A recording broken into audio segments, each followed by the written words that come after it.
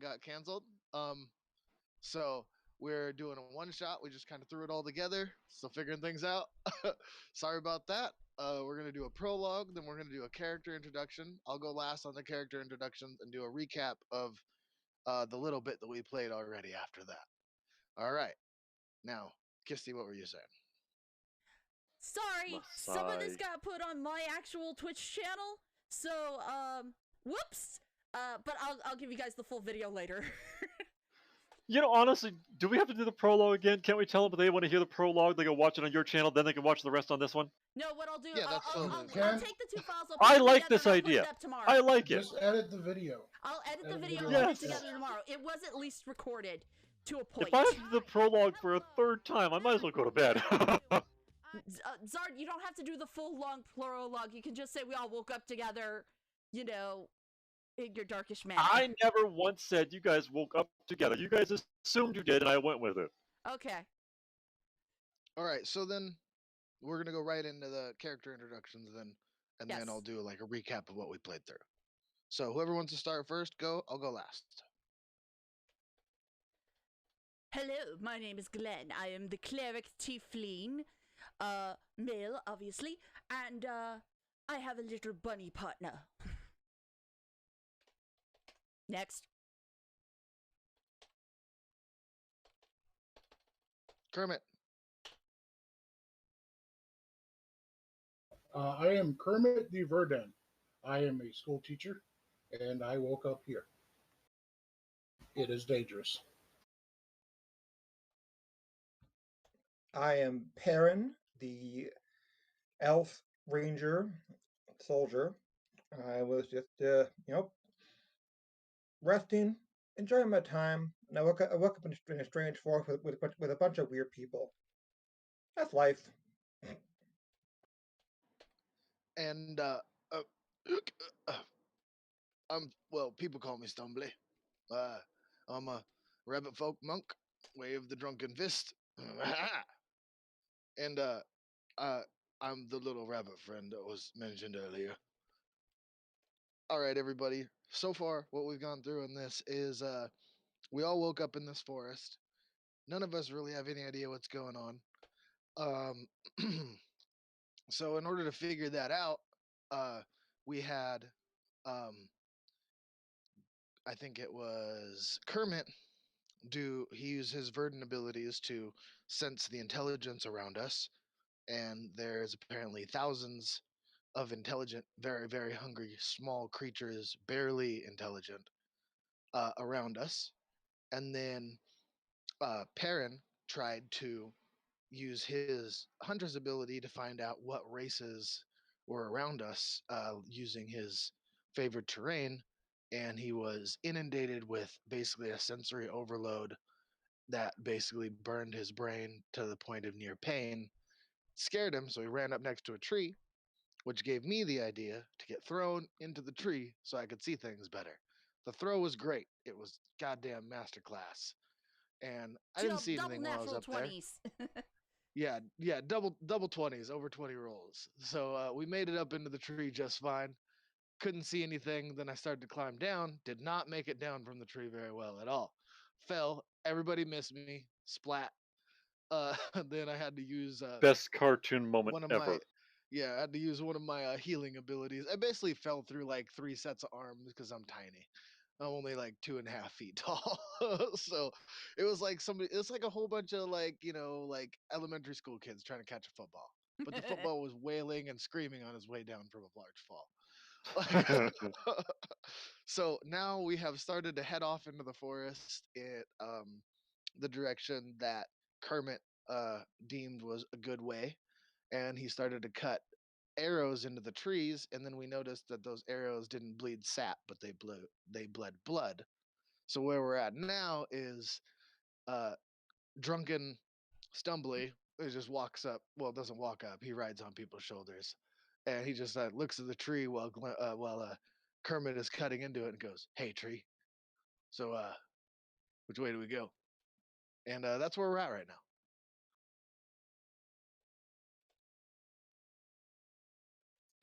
So, as you're all kind of looking at this arrow as it bleeds blood, it's not like gushing or anything. It's like a slow little drip. The kind of, excrusion you'd expect from a tree that's been cut into with sap, only it's blood. Because you can smell the iron, acrid smell of blood. As soon as it starts to bleed, you smell the smell of blood in the air. And as the rabbit just like, Joey, how you doing? Up to the tree.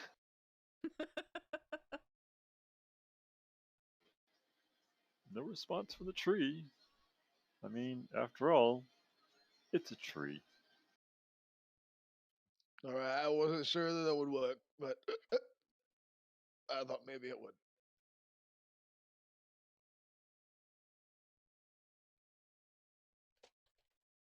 You tried well, my friend. You tried well. 10 out of 10 for effort. Takes another big swig. Try to go a little lighter on the mead. I have a feeling things are not what they seem here. Not to mention, I have a feeling the Raven Queen is guiding us towards a fate we are all Oh, unexpected. shit. Is this mead? Tastes like liquor. Raven Queen? You believe in that crap? Say that again and I won't heal you if you get injured. Fine by me. Okay, I'm not healing that one. Hey, Now, we all need to get along if we're going to get out of here. Just because your bird queen gets angry about it doesn't mean you got to. Damn it, Glenn. I am a cleric of the Raven Queen. I show respect to all deities. Mine's just more awesome than the rest of yours. So, by the way, cleric, Yes. Glenn, Yes. roll me a wisdom check.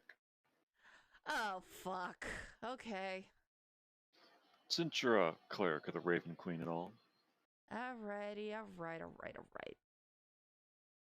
Straight wisdom roll. Glenn, I gotta disagree with you. Bacchus is the shit for know. a god to follow. Let me tell you what. I picked it last minute. It's a dirty 21. I rolled a natural 18. Okay. So, as a cleric, at any one time, you know that your god is with you to some degree or another, lending you their powers, what gives you your ability to become a cleric, to wield your spells, to cast them. As long as you're within good standing of your god, you have access to your magic at all times. Here, now, like any other time, you feel your god's presence, ever with you, like a tiny flame inside you. But as you kind of reach in for the comfort of that flame, knowing the Raven Queen and what she approves of and disapproves of, what she allows you to do and what she doesn't, and what she wants you to do. That flame, that spirit of your religious belief is burning green right now. Ooh. You feel the sickening, distasteful, appalling feeling your god has to where you are right now. This place is evil and cursed. We need to get out of here fast. Also, I don't feel very good.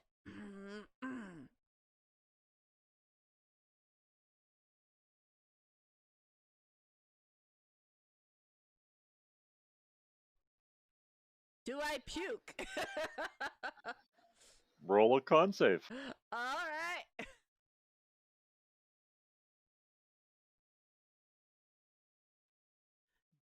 This is like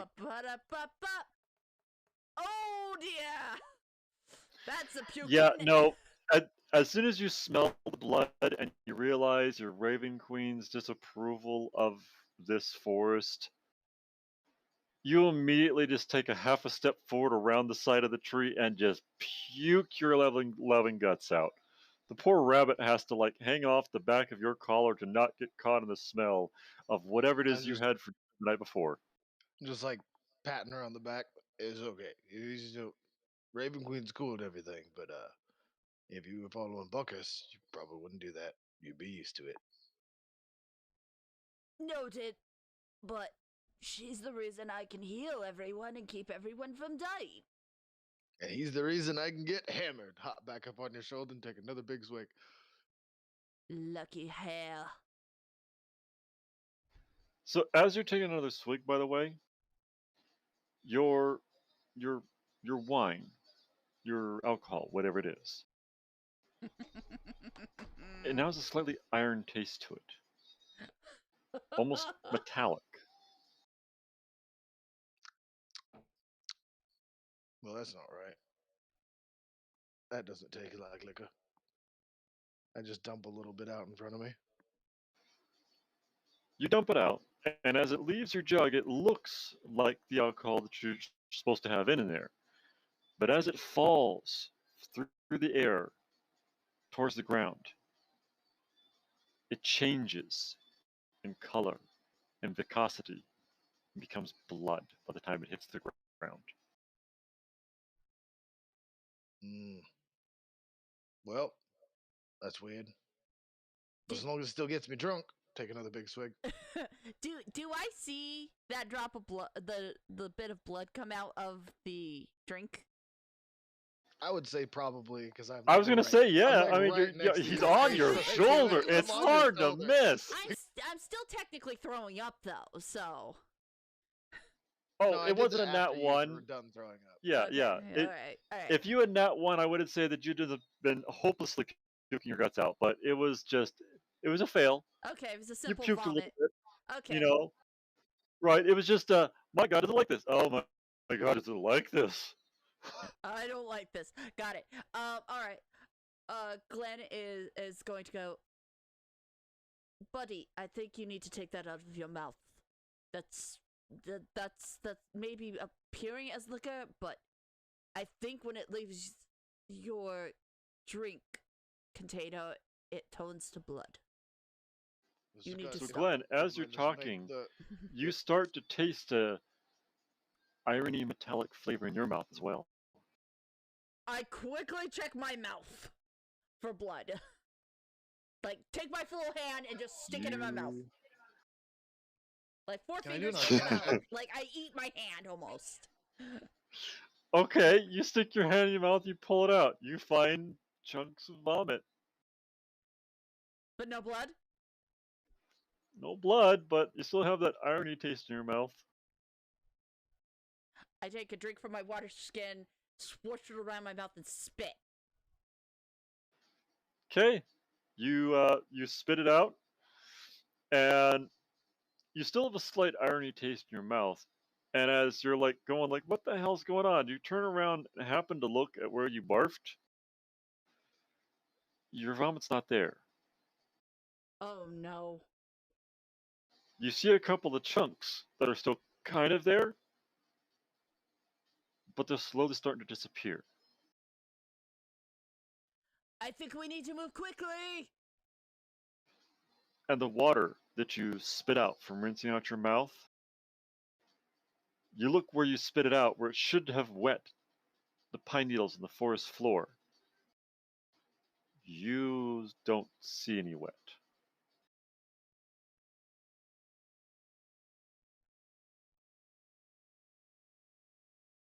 Do I, like, see which way we were all walking? Because Glenn was going to sit in the back a little bit because, you know, he's the healer. The bloody arrow should still be pointing in the direction that we were walking. Okay. Yes. So Glenn, you know Glenn's from the gonna, trail like, that she'd started to make that which way you could go back to. Glenn is going to power walk forward. Like, we are leaving. Just straight up? Straight up. Okay, well, before you do that, somebody want to roll a Arcana check, right? Yeah. Who's got highest Arcana? I was going to say, but I'll help whoever has the highest Arcana. I have a +2 Arcana. I also have a +2. I'll help one of you guys. Okay, so one of you with advantage, one of you straight if you want. I'll also help. So, yeah. Are you also proficient in Arcana? You all got proficiency in Arcana? Oh, sorry, my bad. No, I just I have have a +2 in it. So +1. you're helping Liz. Help. So I'm- Dottie, you're helping Liz. Perrin, you can help me. Yeah, only those who are proficient in Arcana can help somebody else who is also proficient in Arcana get Never mind advantage that on the then. roll. Well, I'm not Yep, proficient in never it. I mind. just have a +2 in it. Yeah. I don't have a Okay. proficiency in it, but Well, I don't think any of us are proficient in Arcana. Yeah. then it's just gonna be straight rolls for you guys. Okay. I've never heard that rule before. Old school. It's a sub rule we looked up at one point with me and my friends. It makes sense. It keeps from gaming the system while at the same time allows you for more flexibility. I hopefully rolled Seems high like a enough. lot less It's a 15. flexibility. Okay, so 12, a 15, and 8. All right, so, oh, I'm sorry, 11. I didn't see 11. I'm sorry, I apologize. So 11, 12, 15, and 8. 8, nothing rings your bell about anything about this. The 11 and 12, the only thing that really comes to mind for you is you've heard fairy tales and stories of a cursed land in a dark forest, but who hasn't heard that story before, right? Everybody's grandma has told them the story about how you'll end up in this forest if you don't behave. All right, I want to do a history check after this. All right, so 15.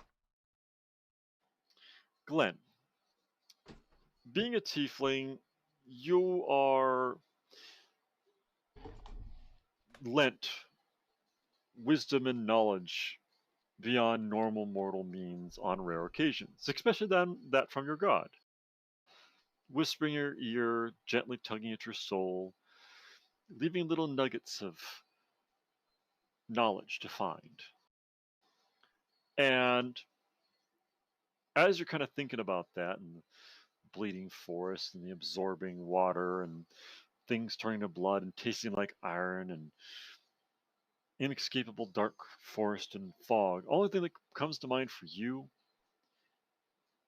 is a cursed land, a lost land, a land so cursed, so forgotten, so evil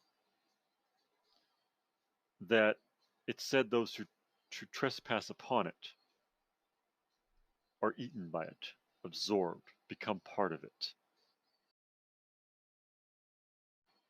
Unfortunately, you have no idea where this forest is, where it's supposed to be, or where it even exists now. Just that it's one of those little warnings that your god has told you, for God's sakes, please don't ever end up here. And holy shit, here you are.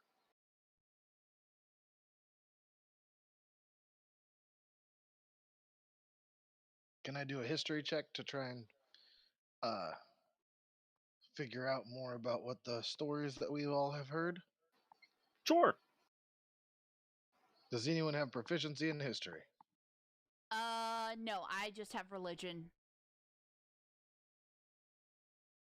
Actually, can I do a religion check on this? Sure, yeah, if you want to. Because I You are a have god proficiency person. in religion. Pray to your gods. Oh, I know nothing. Yeah, the only thing that keeps echoing in your mind right now, Glenn, is get the fuck out. Get the fuck out. Don't be here. Get the fuck out. Agreed. Stubby, as you're kind of thinking back on the story, Stumbly. Stumbly. Oh, well, I mean, you're I short, like so Stubby Stubby. too. Like Stubby's they're pretty both accurate. Let's face it. Come on now. Yeah, 2.5 but feet tall. Stumbly is more accurate. I'm Stubby. Well, and the Stumbly is last name accurate to your Stumbly. class. Stubby is accurate to your size. I mean, I haven't told you guys my real name yet because I haven't figured it out myself. But like, it might be Stubby. Stumbly Stubby or Stubby Stubbly? Stumbly is what everybody calls me. Sure. Yeah.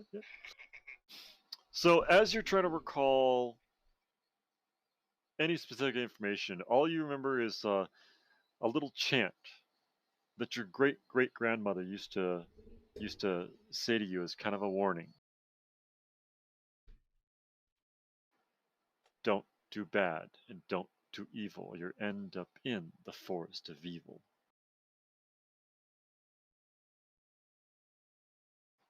That's Just, like, all that really comes to your mind. start kind of saying it over and over out loud, and well, this is all I remember.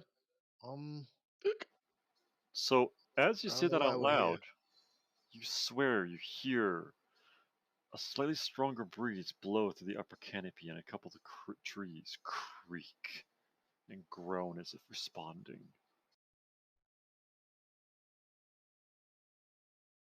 Do you guys want to drink?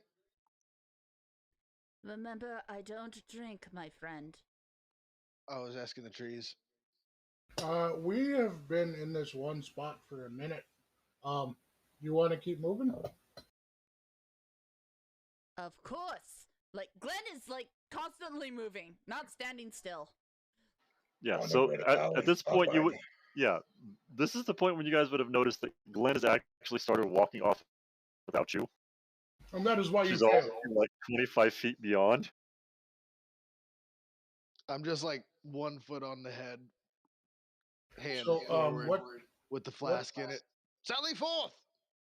So what are you, Perrin? Hmm? What are you? What race? He is his namesake. Elf. Elf Ranger. Yeah. Okay. So, we have two people that could possibly be from the Fae, but two people that definitely shouldn't be from the Fae. Oh, I'm 100% from the Feywilds.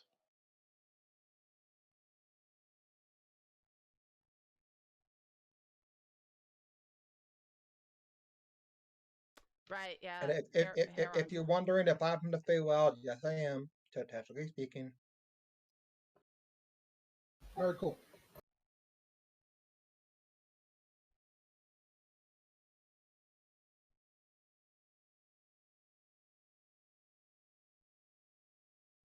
What the? Oh. What the? I realized the streamers were looking at just a forest screen this entire time with nothing happening on it, and I have to apologize. I did warn the players at the beginning of this one shot that the beginning part was going to be theater of the mind, so that makes the screen a little superfluous and kind of boring. I apologize, but I thought, hey, let's spruce it up just a little bit for a They moment. just see one stumble. Just see me down there. It's actually kind of funny, the fact that Zard started writing hi and welcome on the screen just as I accidentally closed the window to roll 20. Kirsty! Hi, welcome, and goodbye. You're messing up the stream. You're blowing it. I know, okay? I wasn't prepared. Usually, I don't touch anything other than my character screen, but I keep jumping back and forth, okay? Also, hi to our second yes, viewer. technical difficulties. Oh, we have people watching? Oh God, We people have, are like, actually watching? We actually have a few people watching. Welcome yeah. to the shit show. This one shot the was brought train- together at last minute. Prepare for the train chaos. is off the rails. The train is so far off the rails. We are driving through the forest right now. We just on the outside of the map. Just woo! Yeah, But hey, 100%. to We note, came So, up with the idea. for of those doing that are this watching- the entire time, okay? Oh, okay. So no roll 20 screen, but everybody can still be heard. Hey, it is what it is. The roll 20 screen was I off the suppose so. stream for 2 minutes, okay? Just 2 minutes. Yeah, she went gone. But let's So, get back on track here, everybody. Yes. So I'm going to try out something. I'm going to reach into my chaotic background and fire an Eldritch Blast at the canopy. Okay. So, from the ground level all the way up to where the interlocking branches of the thick canopy are, it's about 100 feet, which is no problem for you and your Eldritch Blast because you can actually reach. You fire it off Eldritch Blast, and you see it enter the canopy and bury itself deep within there. You knock free a bunch of pine needles and loose branches, then immediately begin to shower down from the canopy. Start boxing them as they go by. And nothing seems to happen. You don't poke a hole into daylight. You don't hit anything other than the trees and the branches. I do, however, need everybody to roll me a perception check really quick, because I'm assuming you all just watched him do this. Ooh, Yeah. pretty lights. Ooh. Yeah, that's Okay. all my character is thinking. Ooh, pretty lights. Accurate. Glad's just like, For I the see 19 something. and Okay. 21, for the 19 and the 21, it's not what you saw so much as what you heard. Right somewhere where he shot the Eldritch Blast into the treetops, you heard a from somewhere in the trees. Something high-pitched and chittering that almost seemed to scream with anger and frustration and hunger.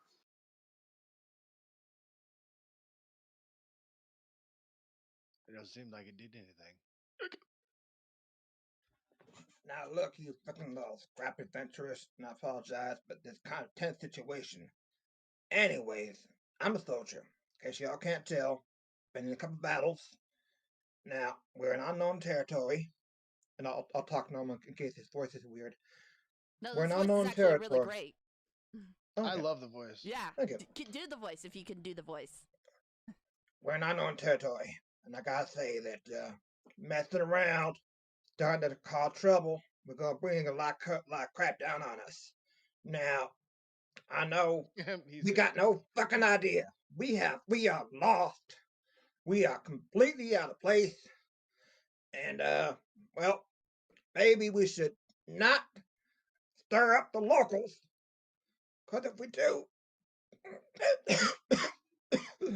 he takes a very quick sip from his water skin. Does anything happen, DM, or no? Yes, actually, I think you are right. this would be a You great take a drink place from your for water a skin. bonfire. And you quench your thirst and soothe your throat, but at the same time, that tastes kind of irony. Almost metallic. Damn it! I should have brought that purified water spell. Should have did that while we had that spell at the ready. Does the water look like water? I mean, If it's the same as it was from my flask, then it is what it is inside the flask. But then when we dump it out, as it goes down further away from its source, it becomes blood. Mm-hmm. And that's accurate. The liquid on his lips does appear to be water. The liquid in his flask does appear to be water. yeah, and But is this... I just rolled that nature check. You know, look in the bottle. I don't see anything different. I'm not going to think, oh, maybe the environment is changing. So he just puts the water skin away, doesn't think about it, carries on this. Now, I think we just keep on walking. We all keep our eyes peeled, and maybe, hopefully, we'll come across an encampment somewhere. I don't know, but that's just it's lonely little soldier here.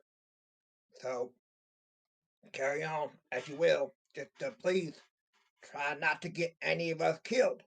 Thank you. So I as has an idea. Mm-hmm. Oh, go ahead. You. Are we gonna throw me in the tree again? No. As everybody like mentions stuff they're tasting is irony, and I see the blood on the trees and the stuff disappearing on the ground. I'm taking note in a book that I'm carrying with me. All right. I just flip around and sit backwards on Glenn's shoulder now. It's like, all right, I'll watch the rear.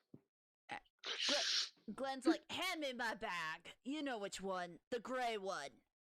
I reach in there and I grab it. There's one. That one. I think we might need a little extra help here.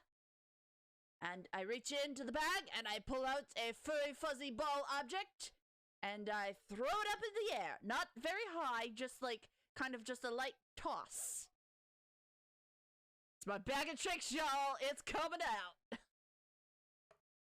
What am I gonna get? Oh, yes! That's the elk, isn't it? It's the elk.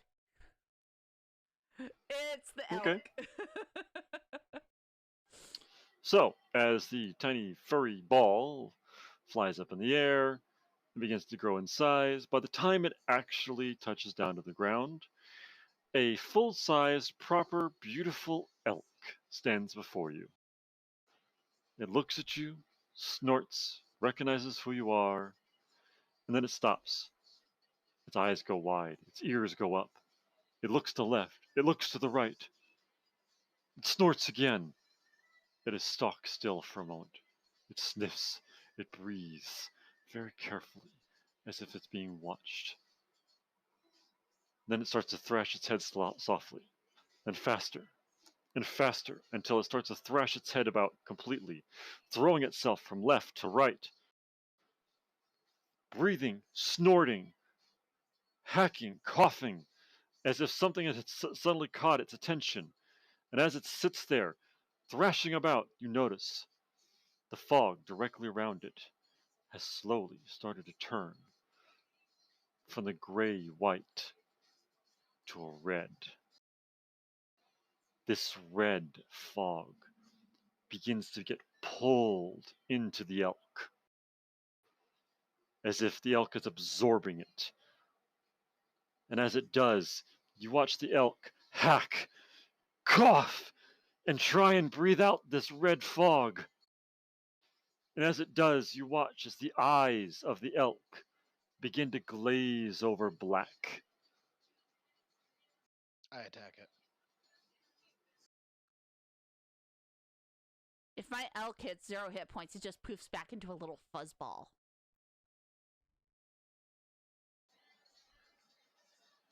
Say, okay, so you attack it. If that's what you're doing, go for it. Roll an attack. I'm not sure what the elk AC is. I'll have to look it up, but I'm pretty sure that hits. Elk's AC is 14. So that definitely hits. How much HP does it have? 42. Okay. So you strike at the elk. This is short sword? Short swords. Okay. So you leap off Glenn's shoulder, you strike at the elk. You strike it across its right shoulder and cut it. But it doesn't bleed. Instead, a red mist seeps out of it as if it was blood. The same red mist that seems to be infusing its body. And as you strike it, it stops thrashing. And its head snaps over to you.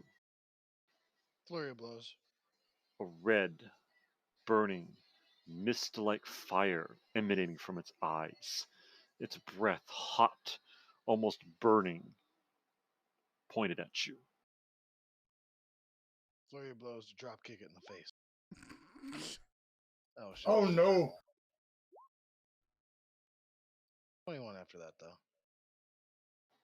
All right. Roll the damage for the one that hit.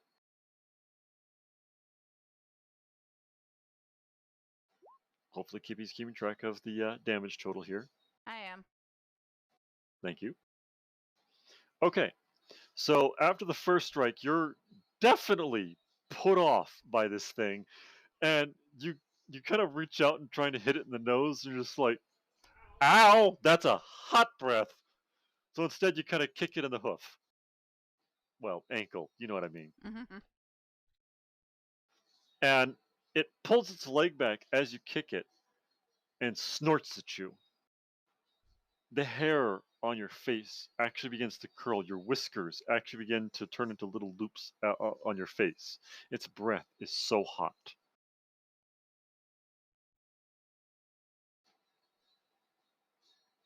As this Guys, happens, you I notice don't know its if you realize flesh this thing is not good. hangs from the body almost loose, as if its entire physical infrastructure has shrunken slightly. So was it just dying? Well, whatever Because she it doesn't attempted seem to be forth attacking. to help doesn't appear to be in a good place either. And the Right. bunny seems to have its full attention. Well, it is supposed to be friendly towards me and my companions, but if it is being corrupted by the mist, When its Yeah. head started turning all the way around, yeah, I decided it probably wasn't on our side anymore. yeah, exorcist kind of thing happened there. There was no full turnaround of the head. What's wrong with you guys? You said you turn. It You said turned its head its starts head. shaking, and then it starts to shake its head, and it turns all the way around. And I was like, "Nope, time to kill it." Sounds like some I exorcist Like- don't shit just you say got that. going on there, Zard. When he said it turned, he meant There like was- a whole elk turned around. To look Yes, at us. that's what I meant. Thank you. Oh, okay. Because come you were saying on. it's shaking its head, then it turns all the way around. And I was just like, "Oh, yep, kill it. Kill it with fire." Glenn walks over and Yeah. goes, "Stop attacking the elk. It's not happy here." So you walk up to the rabbit, Glenn?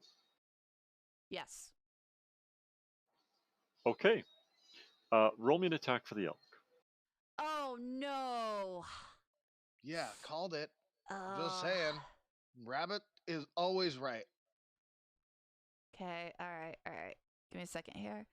I may be where's its drunk, but I attack? ain't stupid. Hoof attack or ram attack? Ram attack takes round speed, doesn't it? Hoof. Hoof. Oh Yes, wait, it yeah. does. Yeah, it needs 10 feet. Okay.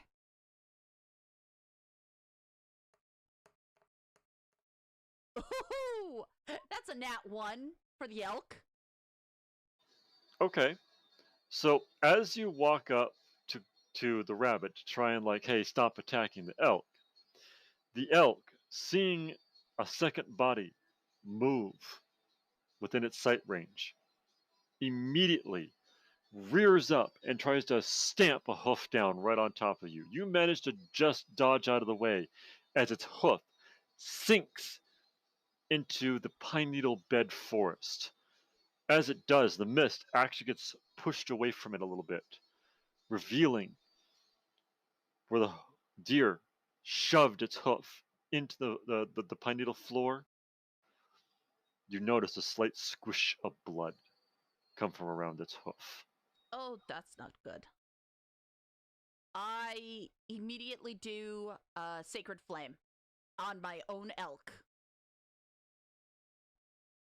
And that's a 13 Okay. dex save. So, oh god, I gotta roll dex for the elk and then whatever the damage might be.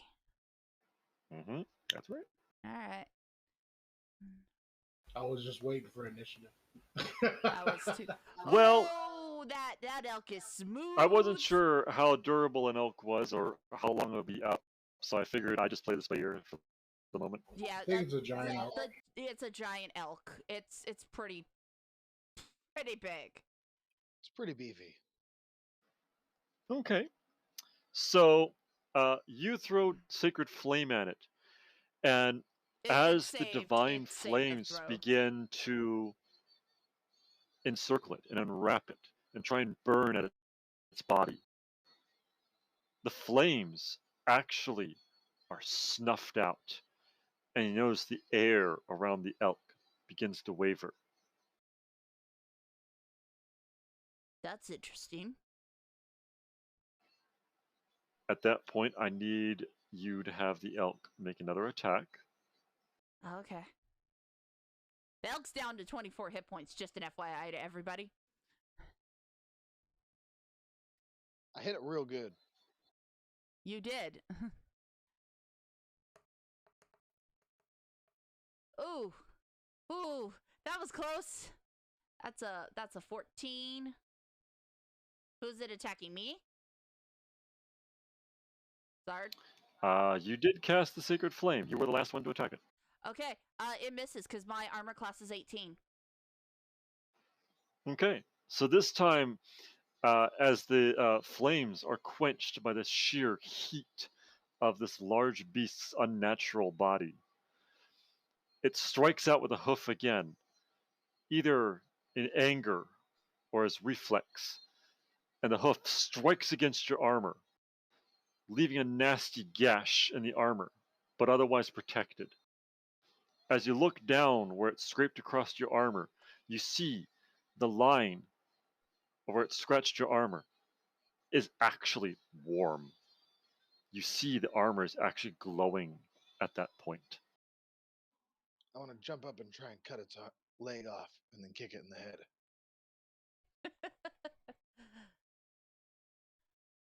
Me and Perrin are just watching this. I'm feeling a Borkin dropkick happening here. 100%. This is like my whole character is based like his flurry of blows is just a straight drop kick. As this is happening, Perrin just looking around, but really, what's in front of him is a very, very distracting kind of. What in the fuck are you idiots doing?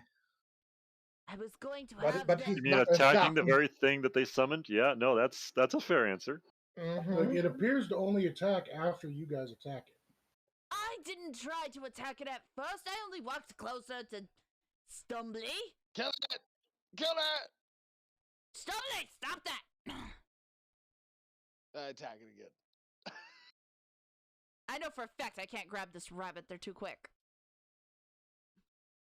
Dottie, roll your stuff.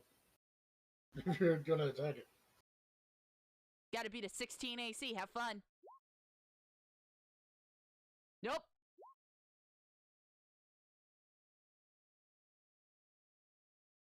That's why I did it before. Both miss. AC is 16 on a Giant Elk. Okay. So, Rabbit Man, you lunge out and slash at it and cut at it. Your blade makes contact with the body, but it's strange. Where you cut into it before, your blade seems to meet with nothing but hardened flesh.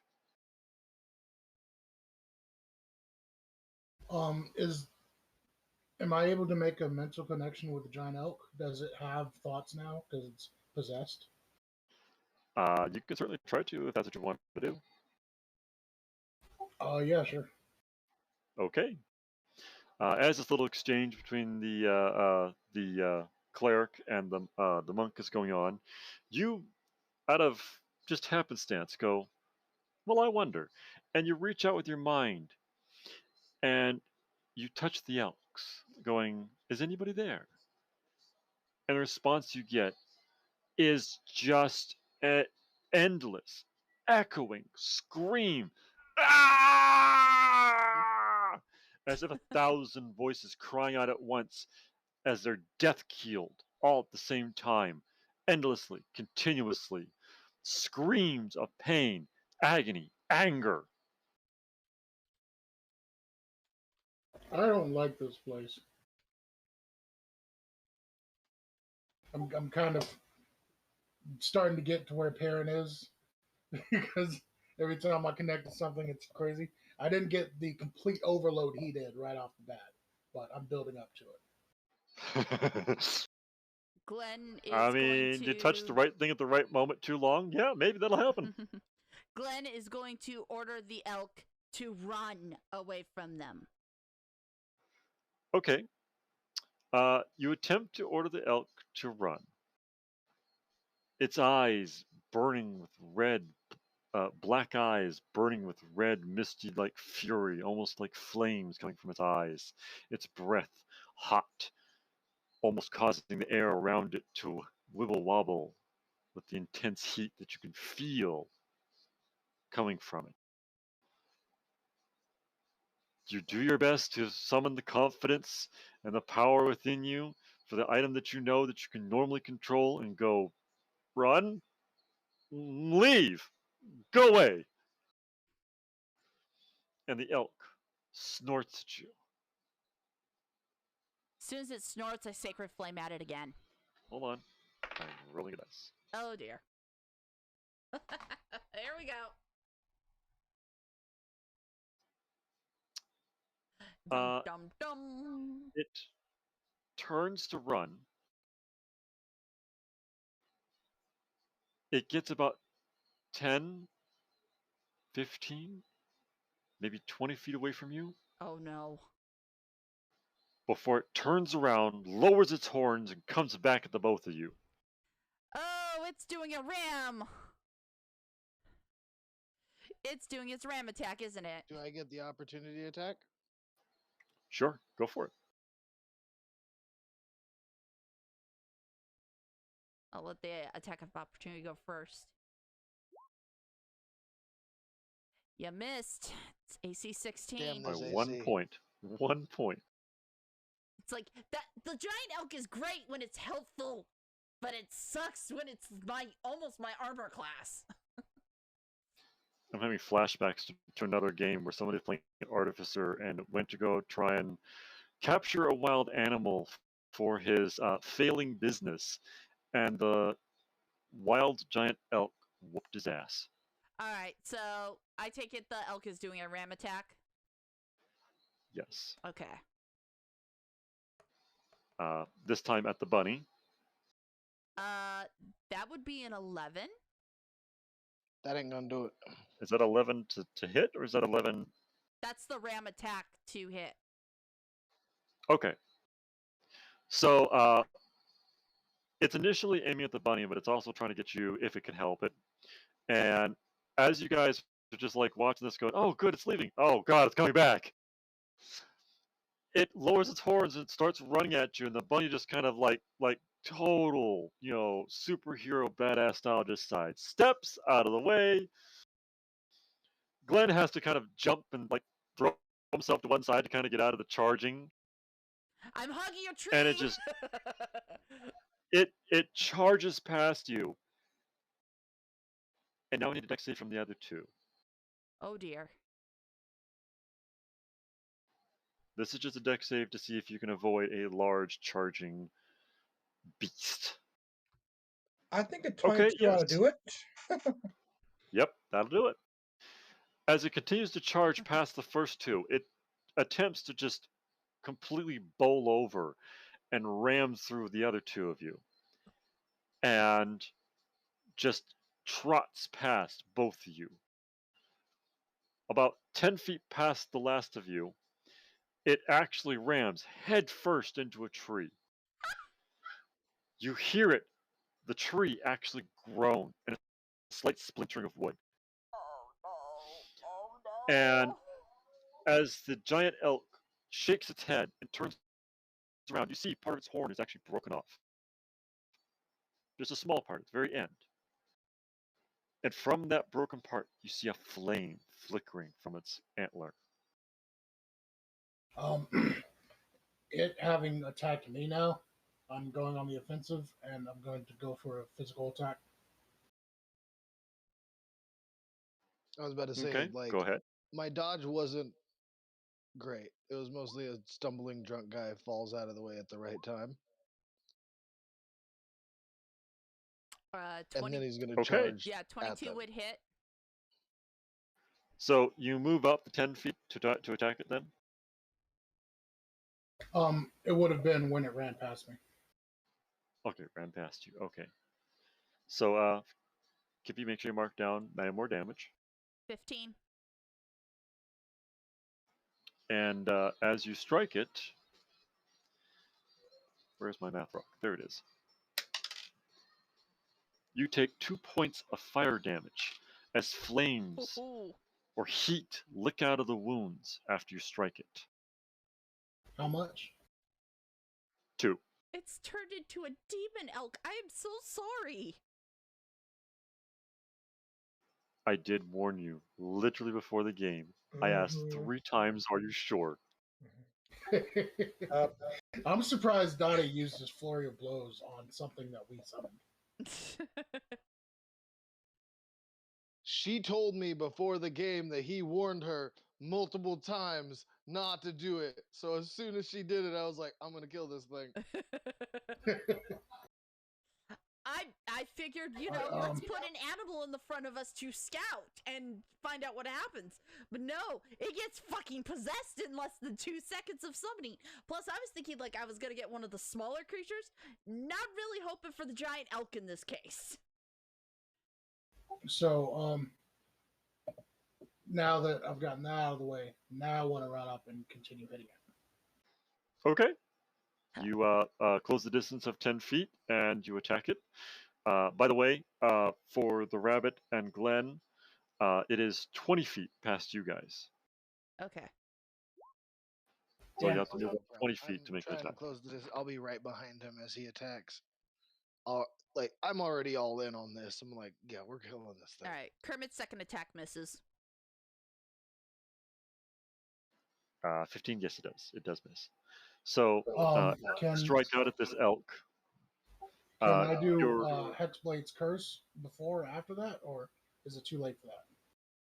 I believe Hexblade's Curse is a bonus action, and I believe you can do it before or after an attack. So yes. By the way, just as a Dungeon Master kindness, I'll let you know, this is not the main event. Yeah, I know. This this is just us fucking around. This is self-imposed. This is our chaos. Fucking shit. Yeah. I'm gonna hold on to the Hexblade's Curse because I can take a hit. Okay. So, as your tick, you're a tick. What the? Oh my! Hold on. Maybe I need more chocolate. I'm using wrong words.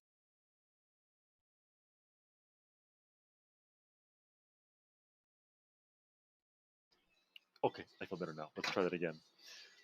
As your attack strikes but seems to deal no prominent damage to the creature,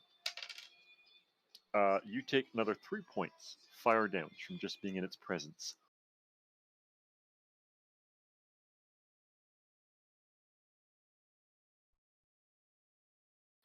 As the air around this creature is so stiflingly hot that as your arm reaches out to strike at the creature, you literally pull it back with searing pain in that arm. The very blade you used has a slight glow to it, as if you'd put it into a forge. My blade is a packed weapon, so it's not, metal and stuff. For intensive purposes, it does actually count as if it were a weapon. All right. Which means if somebody were to attack it and destroy it, okay, but you can resummon it. Yeah. Like flying over his head as he does that, I try and stab down and slash down the side of it, and then jump back up and kick it on the underside again. Okay. Go for the oak balls. They're big enough. Who says it was a boy? Come on, Stumbler. You're stumbling. Oh, that 20 hits. He's very drunk. Okay. So you get overconfident, probably because you tried to leap over and stab I at it. overshot it by quite a bit, land, and then Right. turn around and do You a actually spin had kick, to kick it. Yeah, you leapt over his head, you leapt over the elk, and you're like, oh shit, I missed. Oh, And you shit. kind of had to bounce off the tree and kind of kick it in the ass. So it takes another 5 points of damage. It's at 10. You also, Mr. Rabbit, take... Hold on, I can't see it from this angle. Oh god, I just tipped it. Ah! It was a 1. I'm pretty sure it was a 1. 1 point fire damage from being in its immediate presence. Wait, did you tell me how much damage I took from my weapon glowing? Yes, 2 points fire damage. 2? Yes. My finger must have slipped off the button. I thought I actually said it. My fault. I'm sorry. Since I am... Usually when I Dungeon Master, I have it on Vox, not push to talk, Mhm. so you guys can hear me at all times. And not your TV, which is still seeping through, but that's just me. Hence why it's still on push to talk. Kiss my butt. Mhm. Glenn is going to do another Sacred Flame. Okay, make an elk save. All right, let's do this. All Haha, right, haha, Elky. haha. Get it? Elk save. Yeah.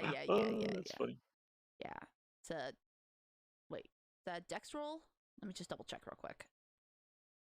Yeah, it's a Yes. dex. Okay.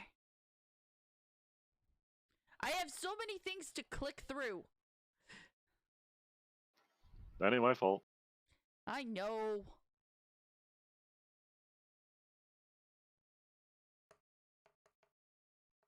Oh God! Literally make it easy on me and elk you is guys.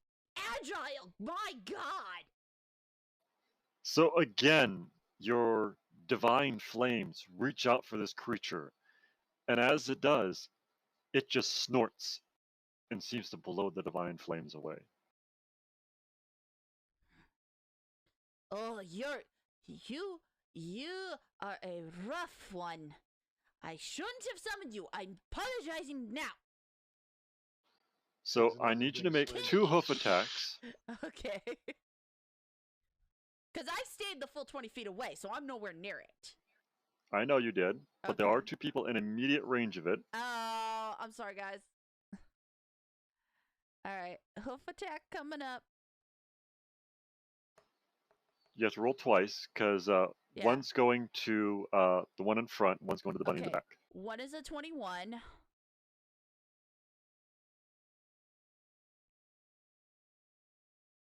Ah, dang it. Come on.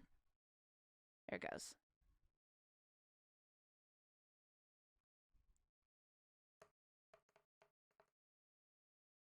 And the other's a 19. I'm so sorry, guys. I'm so sorry. So as the thing begins to take damage, you can see the flames, the steam-like misty flames coming from its eyes begin to glow brighter and brighter, and a small dot-like bead of red light at the center of the black eye actually begins to brighten and brighten.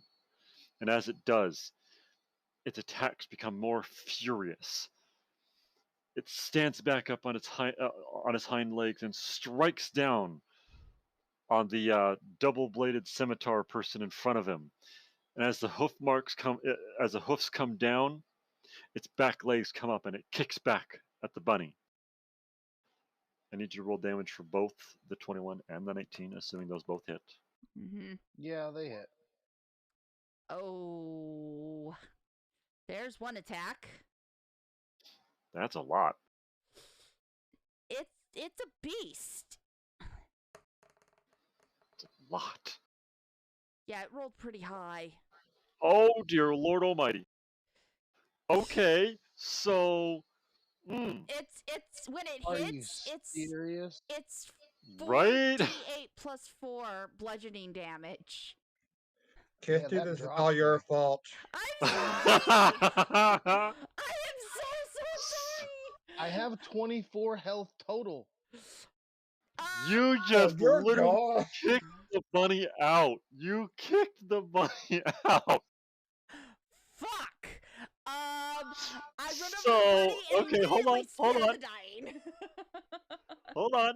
Okay. So, double scimitar guy takes 20 points of hoof damage, God. which, mind you, if you are armored, your armor gets these huge, not like gashes, but like scrape marks across your armor, and at the point of the scrape, the metal is warm. It's leather.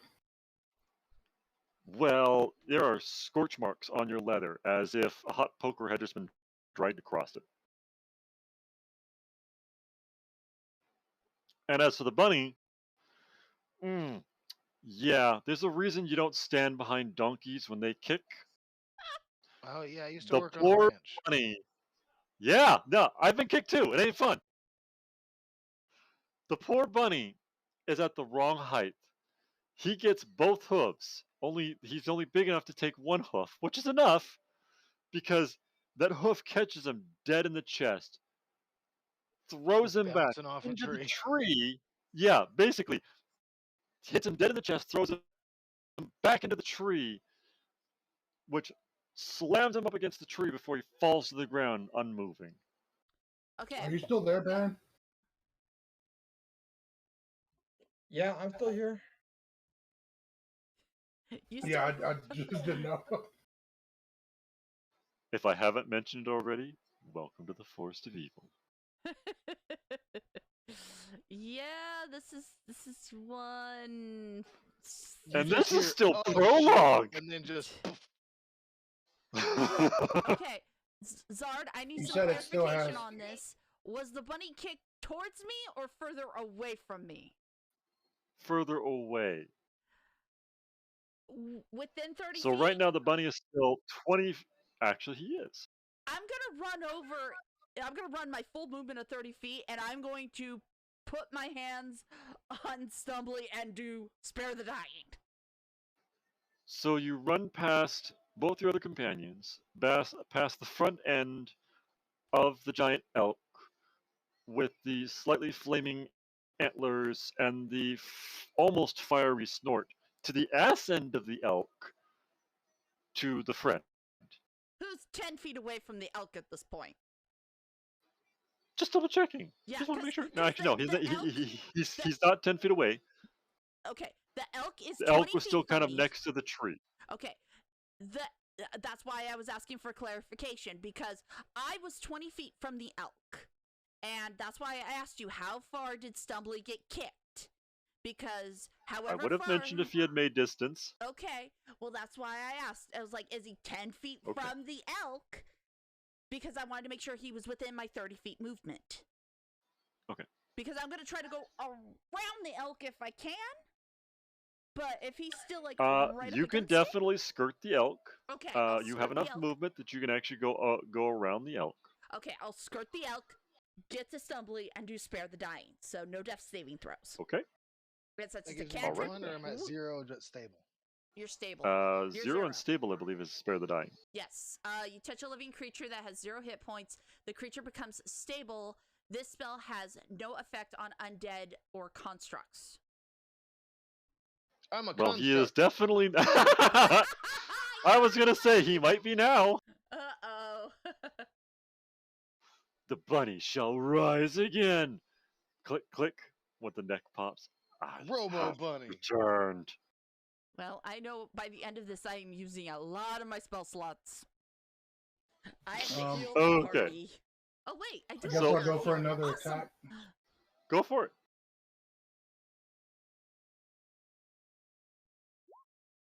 24 definitely hits.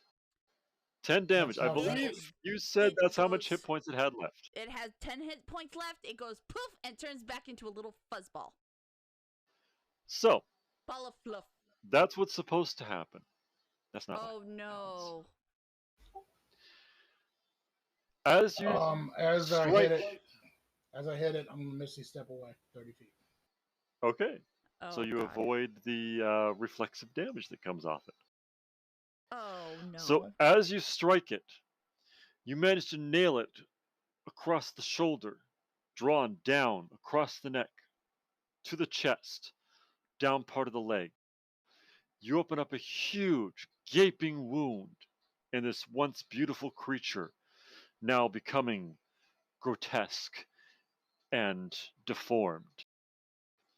As the wound opens up, large, heavy, red mist begins to spill out of the creature.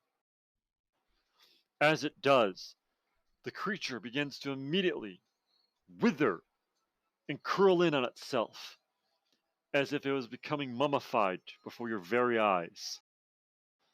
The skin drawn taut over the bones, every ounce of fluid and living blood drawn out of the creature with the red mist, until a horrific skeletal remain, mummified, falls to the ground, collapsed in front of you. The flames, the heat, all immediately disperse, leaving you surrounded in a feeling of cold, eerie stillness. You have lost one use of your bag of tricks that for the moment, while within the force of evil, you will not regain. Oh, wow. So, next day, we'll never get that back. Okay. Good to know.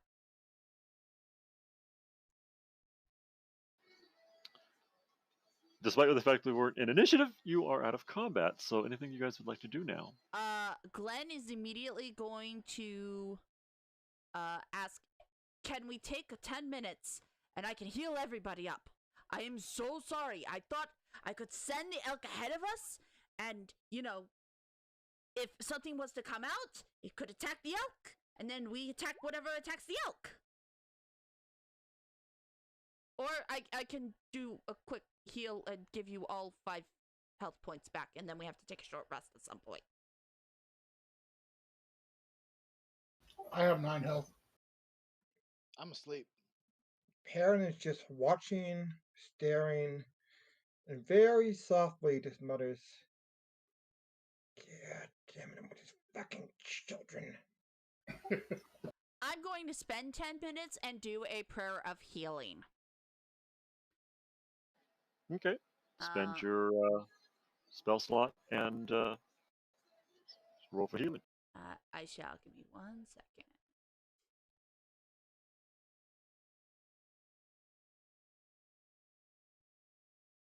Come on.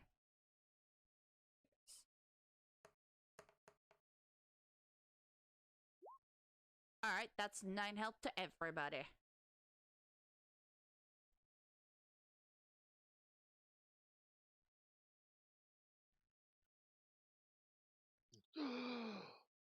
Oh.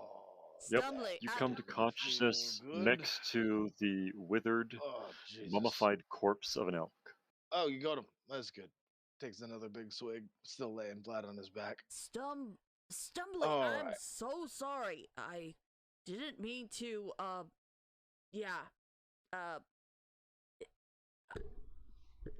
made sure that it didn't kill you. I thought I was just drunk at first, but apparently the thing is bad.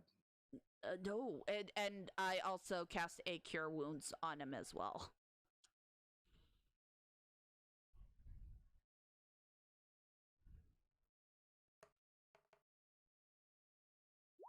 Take another 4 healing.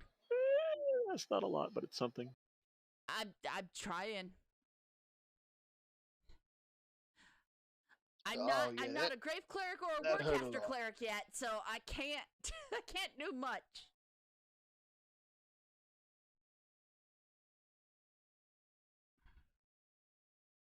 Next time we fight something, remind me to cast my Shield of Faith on you, so that way you can have that extra protection. I might remind you not to bring out any more wild animals. Yes, I think I learned my lesson here. Keep the bag in the bag, yeah? Agreed. Sadly, that means no scouting or thing that can check for traps. Usually I use All right, let's move onward to the forest. Yay! After 10 minutes, yeah.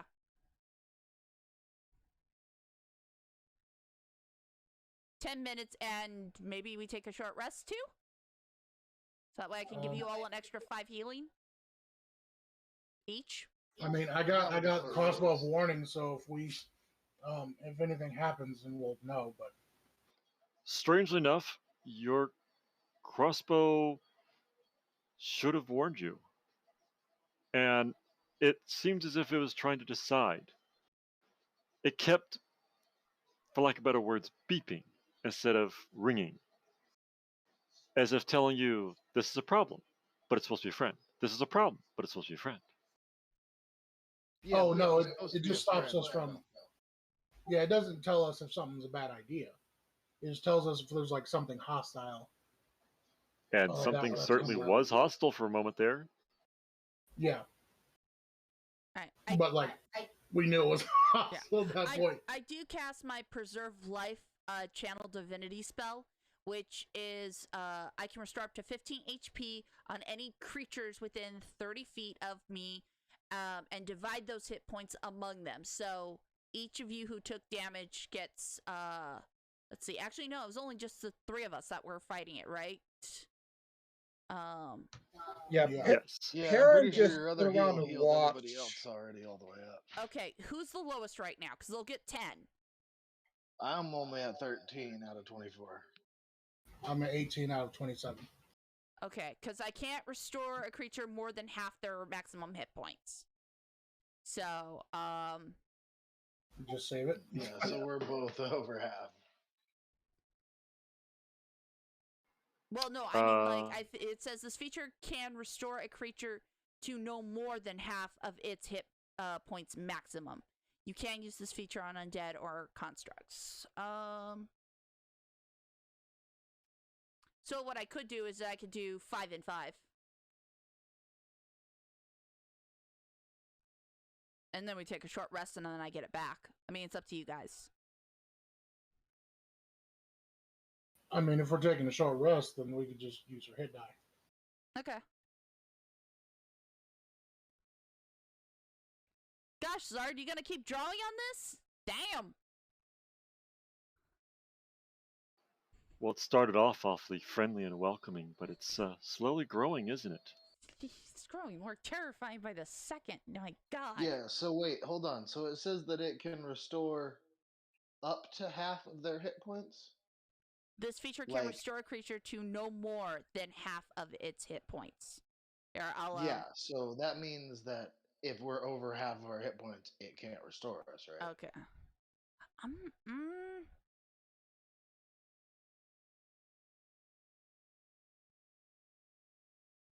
Here. It can restore a number of hit Learning points equal something to 5 times your new! cleric level. Choose any creature within 30 feet of you, the divine, and divide those hit points among them. This feature can restore a creature to no more than half of its hit points. So if you're, so basically, I can't give you more than your half of your hit points. I'm guessing. Yeah, so, and we're both over half, so it wouldn't be Okay. able to do anything for All us right. anyway. Then I won't waste it. I'll hold on to it. Yeah, so short rest would still be awesome though, because Well, I'm fucked up. it took me 10 minutes to cast the Prayer of Healing. So if we want to count that as the start of our short rest, I'd be okay with that. And that way you guys can also get your hit dice. I took no personal damage. It's all my elk, which Glenn is feeling extremely guilty for now.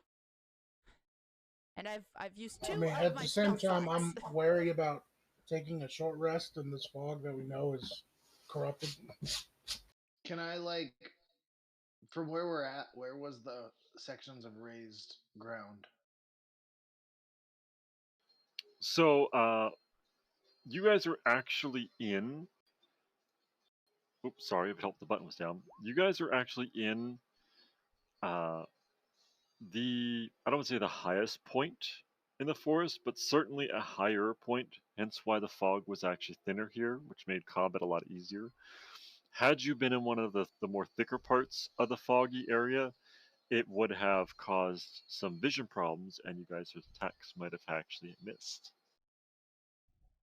Yeah, but when I was in the tree, you said that I saw parts of the ground that actually went above the fog.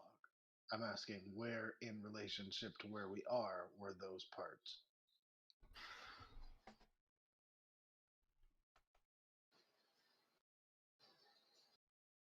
Whoa, that was weird. Discord didn't want to let me push the button for a second there. I'm like, come on, I'm trying to talk.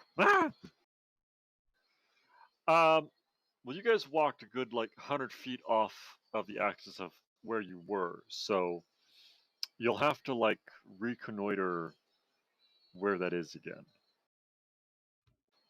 So DM, I've been rolling perception a couple times and see rolled 18 plus 2 for 20.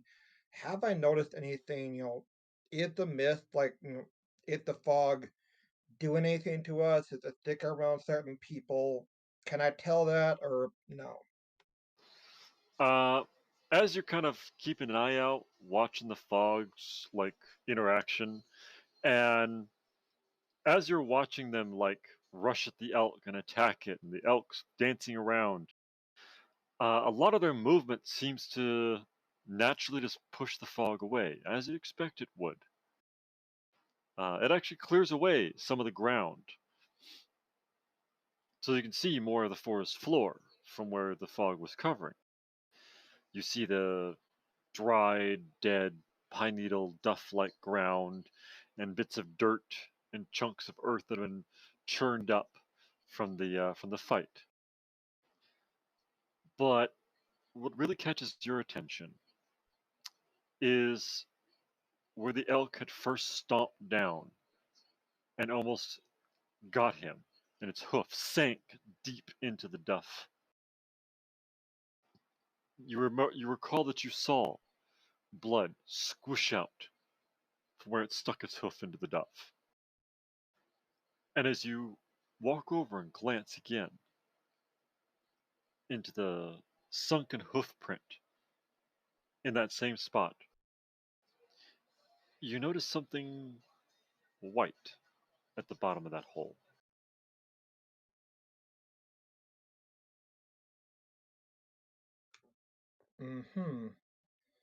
So Perrin is actually going to lay down and place one ear to the ground and just listen to see if he hears anything. Okay, good call. Roll another perception check. I will grant you guidance. So that's a Well, he'll need it, but Yeah. it's not going to be pretty. That's a D4. Roll an extra D4.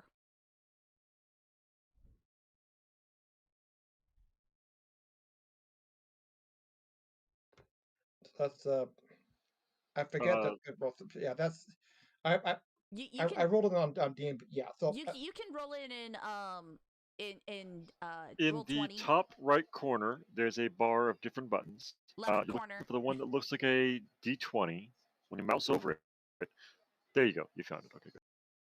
that's the exact same roll I just got on D&D on D&D Beyond. So that turned up to 11. See, your roll on D&D Beyond should have popped up too. Should have, but sometimes it funkies. Yeah, Whatever. roll 20 doesn't read the other dice. It'll if like you have to So click it twice. 11 total. Okay, you No, put that your ear to the 100% ground, does. and assuming that you did this like right next to the hole, you listen, and you wait, and you patiently consider. And as you're listening, you hear a thump, thump, thump, thump, and something breathing.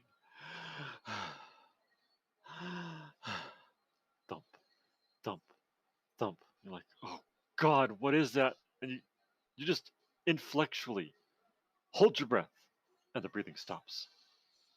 And the heartbeat starts to get a little faster. Thump, thump, thump, thump, thump, thump, thump. And you're like, you exhale. And you're like, oh no. And you can hear the breathing again. And you stop for a moment and go, wait a minute.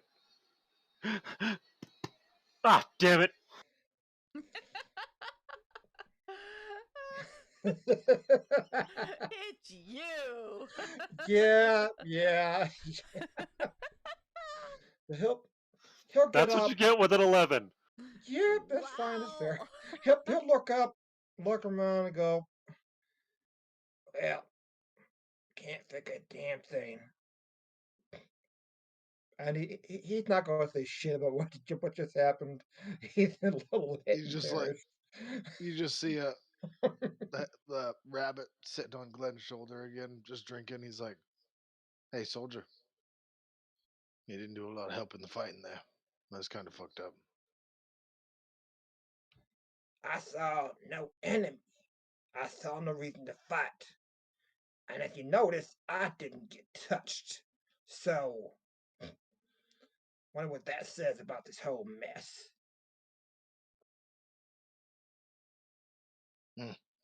Well then, lead on, oh great wise one. Oh, bite it, bird worshiper.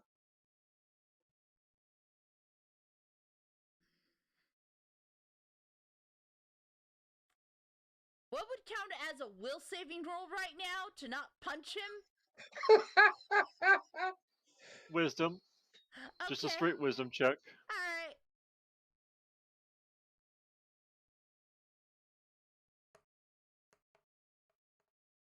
Oh shit!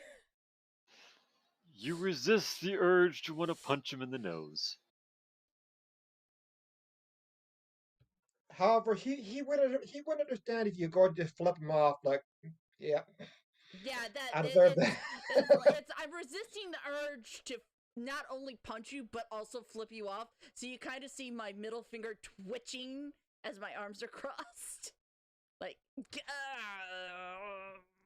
And he just snorts. Fuck you. he'll, he'll just snort, and then he'll lead, and keep his eyes out for where the fog remains thinner.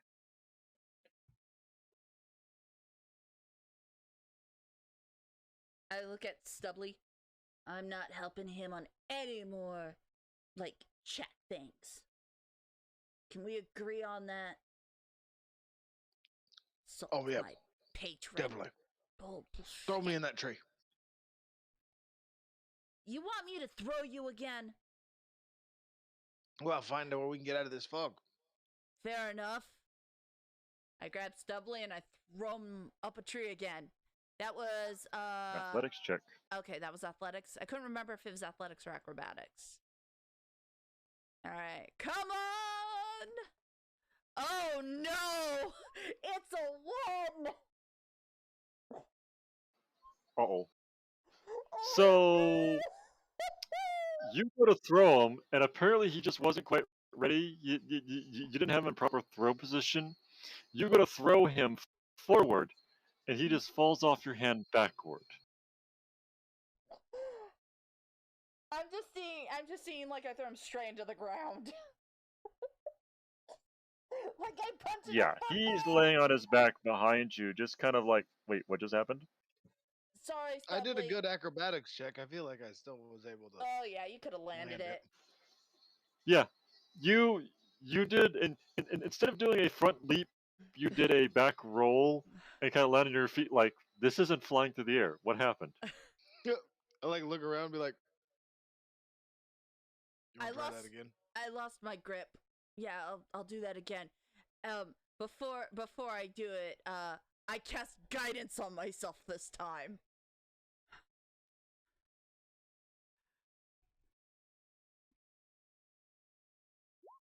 This time I got a shit acrobatics roll.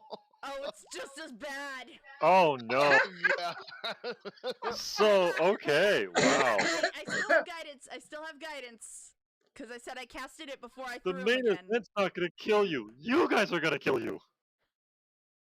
Okay, it's a 7. Yeah. Ain't nobody gonna kill me, only I'm gonna kill me. I don't know. I got pretty close to kill you with the fucking elk. So, 7. You go to throw him, Oh my god. and you throw him up, and you think he's going, and you look, and you're like, where'd he go? Just in time for him to land on top of your head and almost knock you off your feet. Ow! Ugh. Okay, you know what? Stubbly, have someone else And throw you did not land gracefully. You landed like splat, belly first on top of his head. Oh, that's on my horn.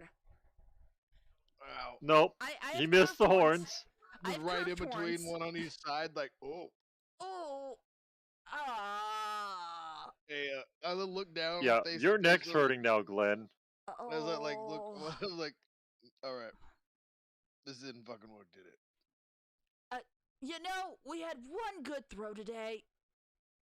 I just think maybe you're just too slippery drunk after, my elk stomped you, and I can't get a grip on your bloody clothes. I like roll over on my back, still on top of her head, and then just take another big drink. Maybe I'm not drunk enough. Perrin will look back and go, "What the fuck are you kids doing? Come on! Keep Trying walking! to find a way out of the fog. That's why I'm bringing you! Come on!" While this is going on, Kermit has created a packed banjo, and he's just singing, "Someday we'll find it, the rainbow connection."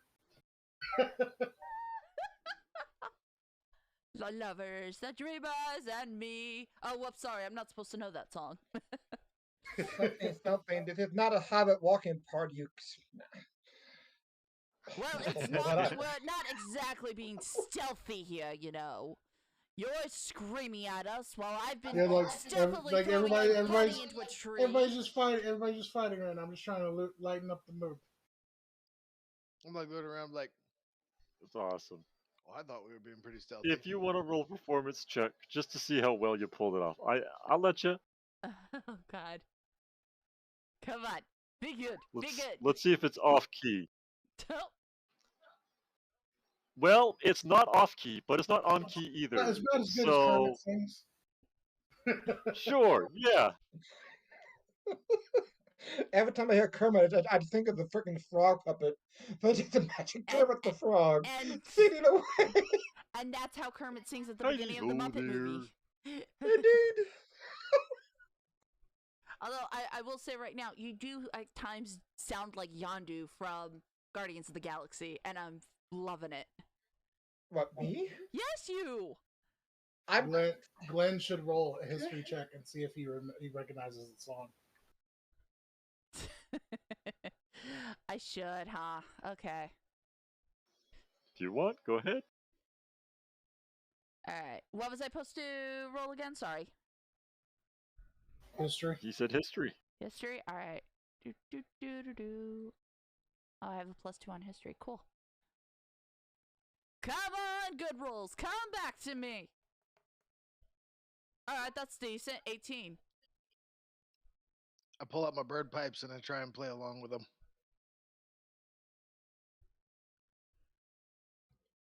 And Perrin is still just kind of walking.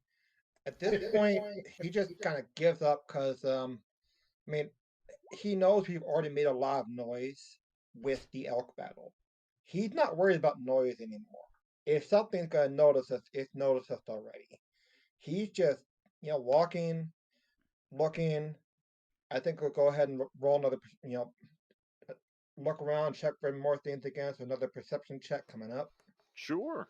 All right. So I rolled an 18 on history, and I'm going to start singing along, because obviously if it's an 18, that's pretty high roll. Oh, yeah, the 20 on performance.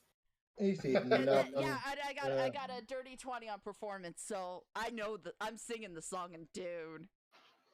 Oh yeah, you're both singing away. Glenn's actually better at the tune than you are, which is amazing. It's like, oh wow, it must have been that whole like clericy, training, I guess, huh? Somebody has no idea what the song is. He's trying random solos. Someday we'll find it. Well, it's getting late, so I'm gonna move this along. Okay, yeah. So we're just walking along singing. Hopefully the cheeriness of the song is spreading the fog. Probably not. Right. It's like we're in the force of evil. Why not?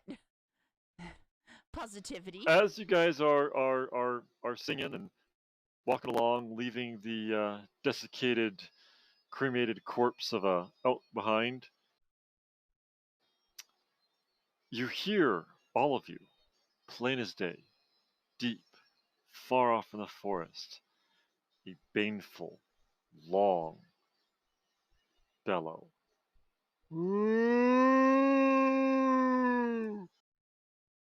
Come on, friend. I don't think we were that bad. That wasn't me. Now keep on walking. I immediately stopped singing. Okay, who's booing us? I thought I was pretty on key. Also, that was a fantastic sound of the old man with chains in the Muppet Christmas Carol. I like try and bang out another solo. Like, I don't know what you're talking about. As you guys do, you hear this screechy, chittery sound from the trees above you. Something is upset, scared even, and you watch as several of the branches get tousled heavily, knocking loose several bits of pine needle and small bits of branch. Several more rough jostles of branches above you, just nearby to that same spot, also begin to rustle. But you notice the rustling seems to be leaving.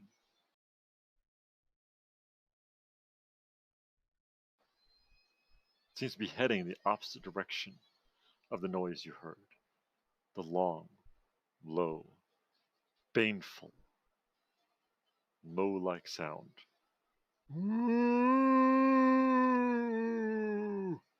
Sounds like an angry There's another cow. Sasquatch.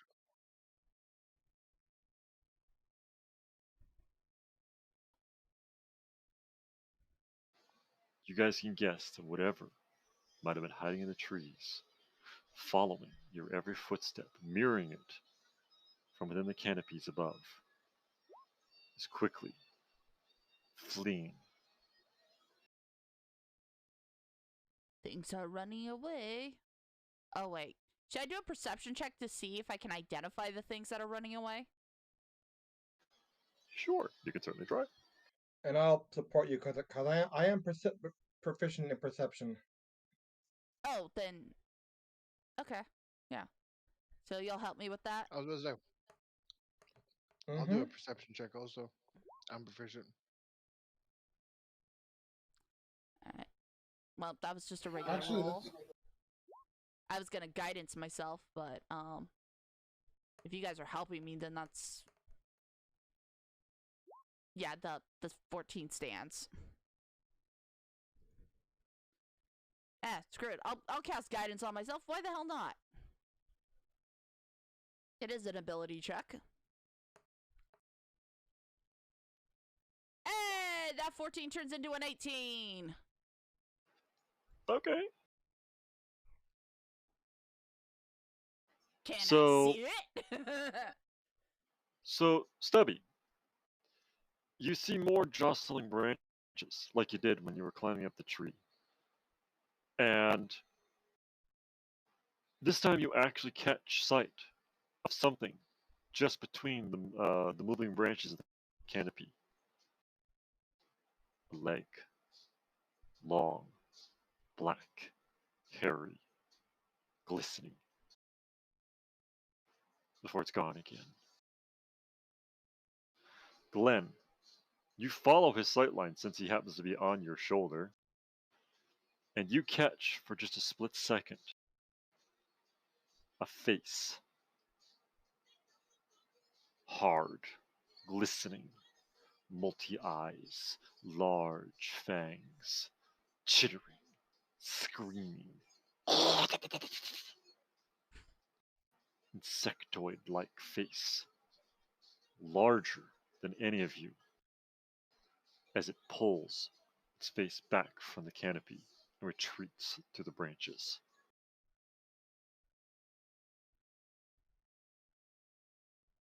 Wow, I must be drunker than I thought. No, I don't think you're drunk enough. But I have an idea. If something were to attack us, if I pull out another one of my furry friends and throw it at the creature, we can run away. Dare. But no, think about it. The elk didn't attack until it was close to us. What if I throw it 20 feet at whatever it is, and we run up the opposite direction? Yes, that's exactly what we should do. Give the enemy another helper. Well, that's the thing, though. If the enemy is next to the animal, then the animal and the enemy will attack each other. The enemy of my enemy is therefore my friend. Unless the forest is making all of our friends our enemies. Exactly. I would As really you hate guys are that talking, again. you hear Are you drunk or not? another 'Cause I don't long, know. moanful I'm bay. hammered.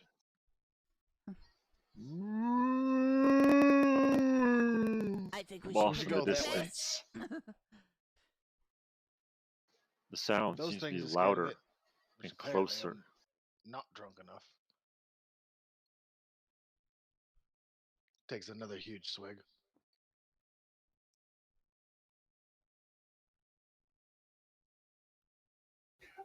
In the direction of the oohing, I call out, "Phenomena!" Dear Lord. No.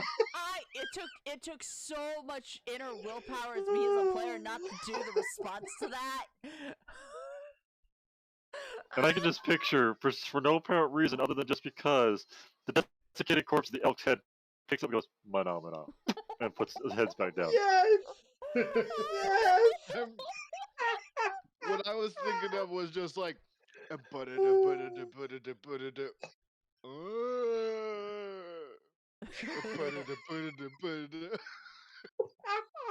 See, I'm thinking like put it on the wrist.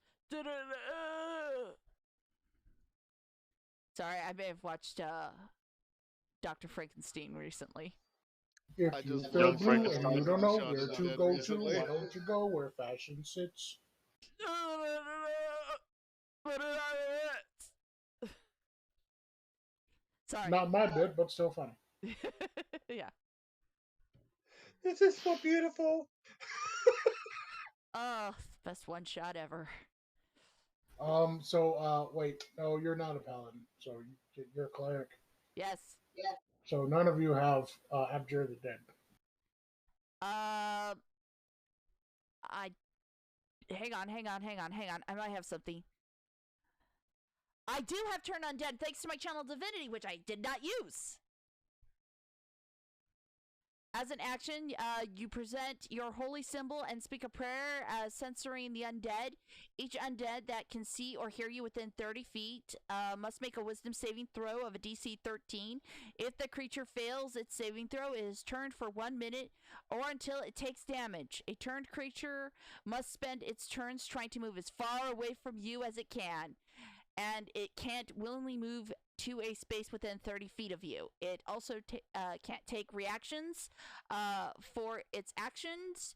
It can use its dash action to try to escape from the effect that prevents it from moving. If there's nowhere to move, the creature just uses its dodge action. So if like a spooky specter pops up, then we have a way to get rid of them. Yes, we have a turn undead spell. But if I use it, I have to take a short rest in order to use my preserve life later if we need it. It's not a prepared spell, but it is my channel Divinity Turn Undead. Although I really wish I had Toll of the Dead. Like, that shit is awesome.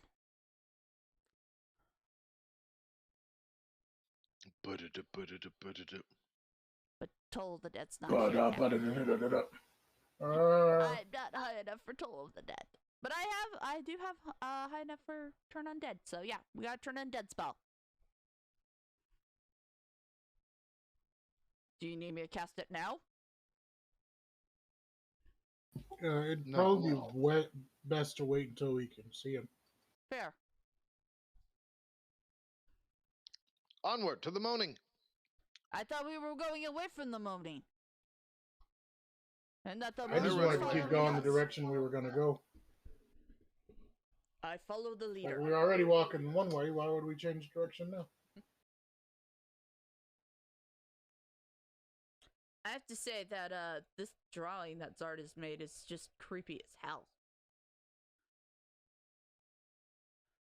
Spooky, scary skeletons. Okay, anyways. Forward? I was hoping that we would be heading towards somewhere that was above the fog. I already Have we- went in have that we direction. looked- yeah. That's the direction we were going to begin with. Are we All right. going Carry at on, an incline your of way. some kind? We got to be making some progress here. Is someone else taking over the walking, or what? I haven't stopped walking now, have I? No, I I'm meant moving the forward. leadership. Come on. Y'all following me, or you following somebody else? We're following you, old one. Good. Keep on walking then. Ugh. Yeah. Bitch, whine and moan. I can bitch, whine, and moan all I want.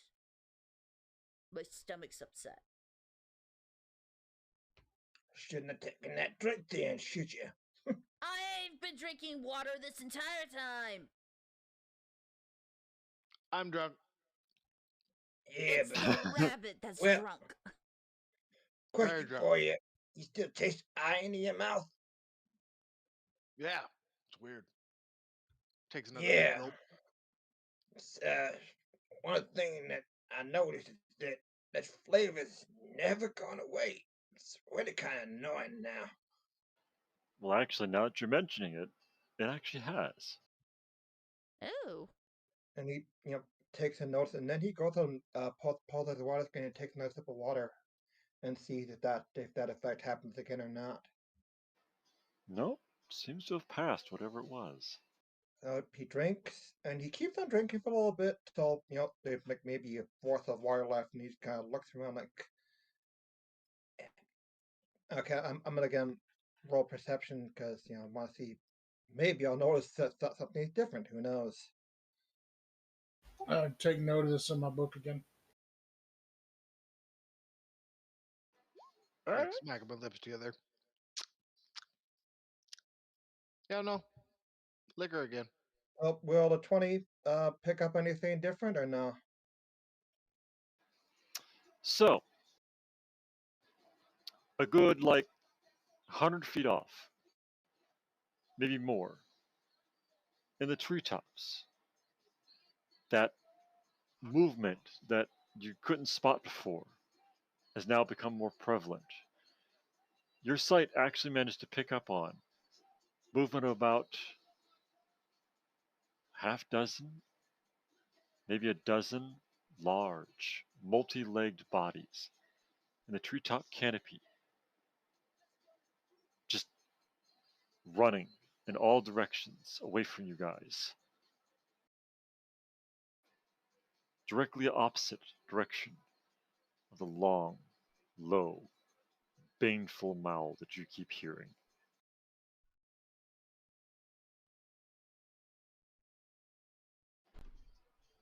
In the direction of that mow, you do notice the fog seems to thin. It seems to hang closer to the ground. It's less of a gray white, more of just a white. It almost looks fluffy and soft. But as you reach your hand down into it, it still feels damp, cold.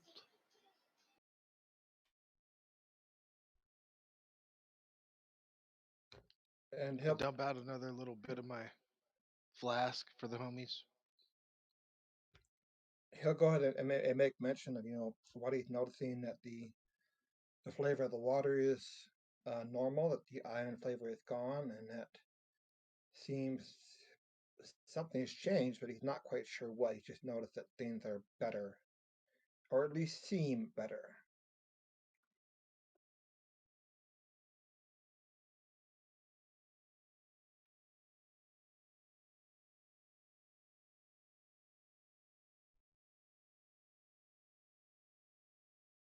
That's in the direction that we're going already, right?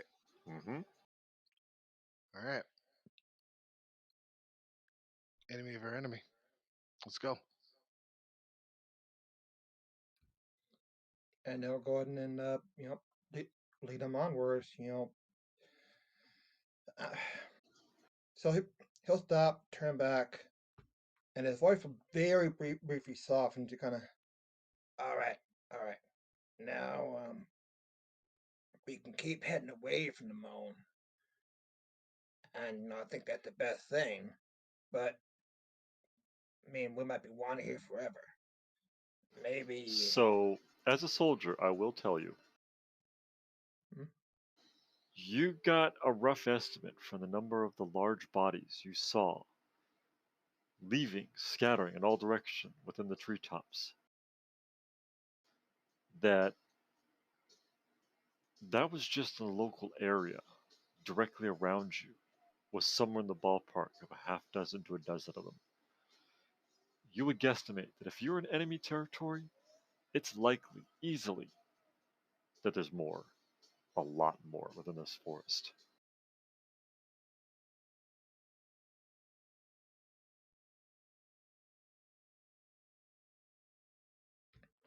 And he'll go ahead and relay that there's probably more. Just that, and he'll carry on with what he's saying. It. We can head towards the moon, but I don't know what awaits us, but I know up ahead there were some weird things. Long legs, almost kind of skittering. Now, I may have fought a few battles, but we're in unknown territory. We are not having a good time, and at this point, something might be better than nothing. So I'm open to open to suggestions. All them things is running away from the one thing. It seems so, which is very weird, but The one thing is where the mist is clearing up, yeah? And the mist made old Elky Poo back there into old Stabby Poo. Let's go towards the weird sound noise. are we in accord?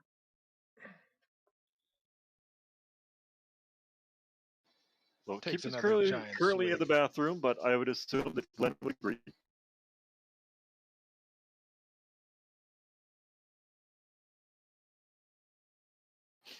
So you guys start off in that direction. Are you going quickly, quietly? I'm going at whatever Glenn is doing. I'm just sitting on her head, face backwards, drinking, And keeping an eye out. Glenn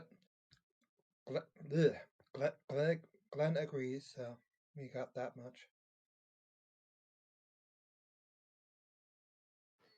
Like I said, the player is currently in the bathroom, so whatever the Yeah, group but decides is what Glenn agrees for the moment. yeah, okay. I mean, yeah. So, me, Glenn,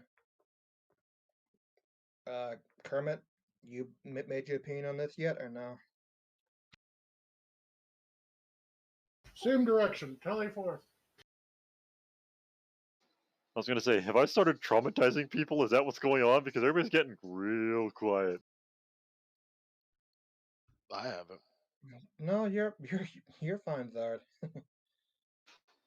I was going to say, the picture is, as Kippy says, getting more disturbing, which is just proof to the point. Oh, okay, It's yeah. just I the- see what he's Oh, saying. I Glenn mean, is responding in I'm Discord. I'm not really watching the map anymore because I don't have to. And besides, I've definitely seen worse nightmares than that.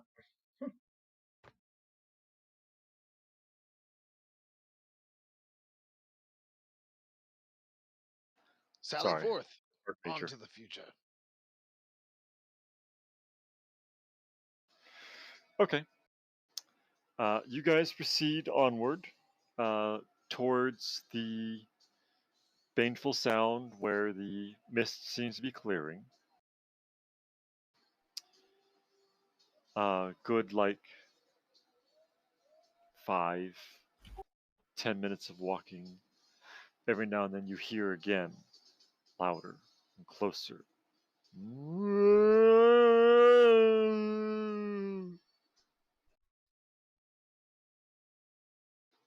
You walk for another 10, 15. I just drunkenly also go back. 20 minutes. Half hour of walking.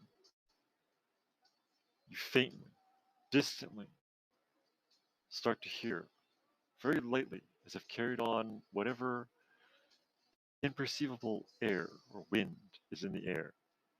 Dink dink, dink dink, dink dink. The sound of something metallic. And you hear it much closer. You can't see it through the trees, but you know it's close.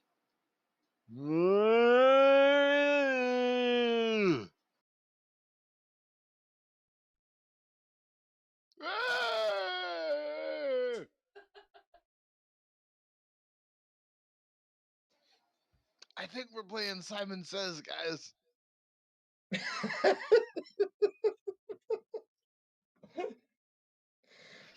So just Karen before we would round the look next like- corner, Carry on. before we round the next corner, now that Keepy's out of the bathroom, my turn. So 5-minute bathroom break. Grab a dash. Grab a drink. I'll be right back. Go insane. Sorry, that Panda Express is not sitting well with me. Oh, All right, boy. now that he's distracted, I run out. Alright. I will put us on the break screen. They can still hear We're all us, but they don't see the map. We're all broken now. Great. Oh, God. This shit got weird. I mean, it started out weird.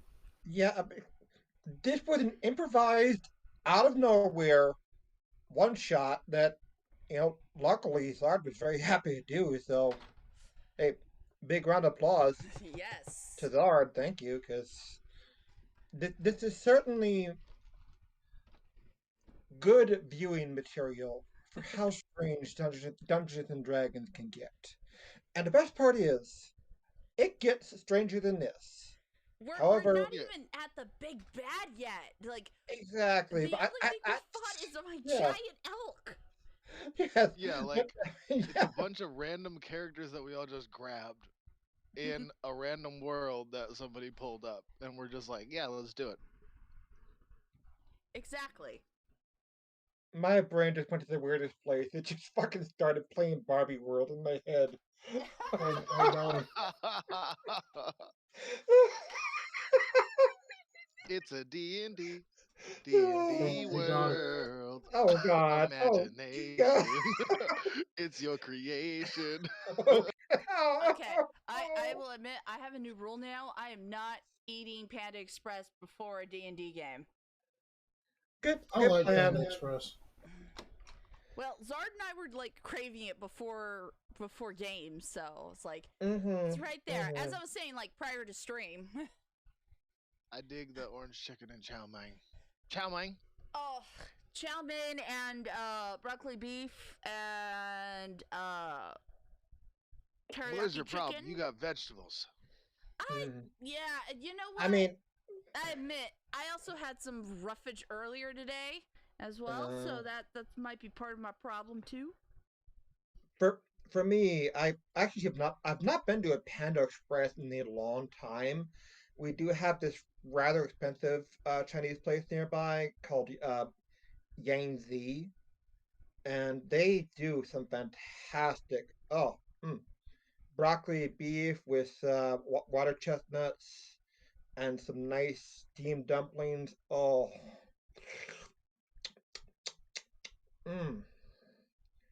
granted, they are very, very expensive.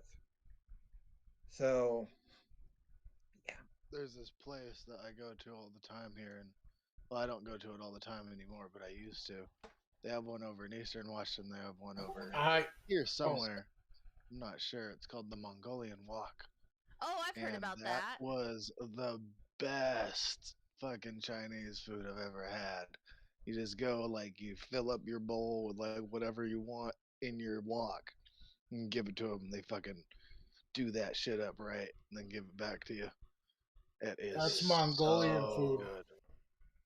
Yeah, which is Chinese. As far as I know, Mongolia is in China, so Mongolians invaded China. yeah, and then eventually lost and became part of China. history. Mongolia is not its own country, homie. Mongolia, country in East Asia. Okay, it's not its own continent. It's on the Chinese continent. Bordered by China and Russia. That's like saying Russia's China. Russia is in China, the Chinese continent. God. China, we own you now. China's a country, but like, I was going by like North America, South America, you know. Ethnically, Mongolians are Turkic. They're Turkish. but then they are the second largest Muslim group of Central Asia. Asia, that's what I was thinking of. Yep. God damn it. Yeah. Well, not just character me, but me is also very drunk.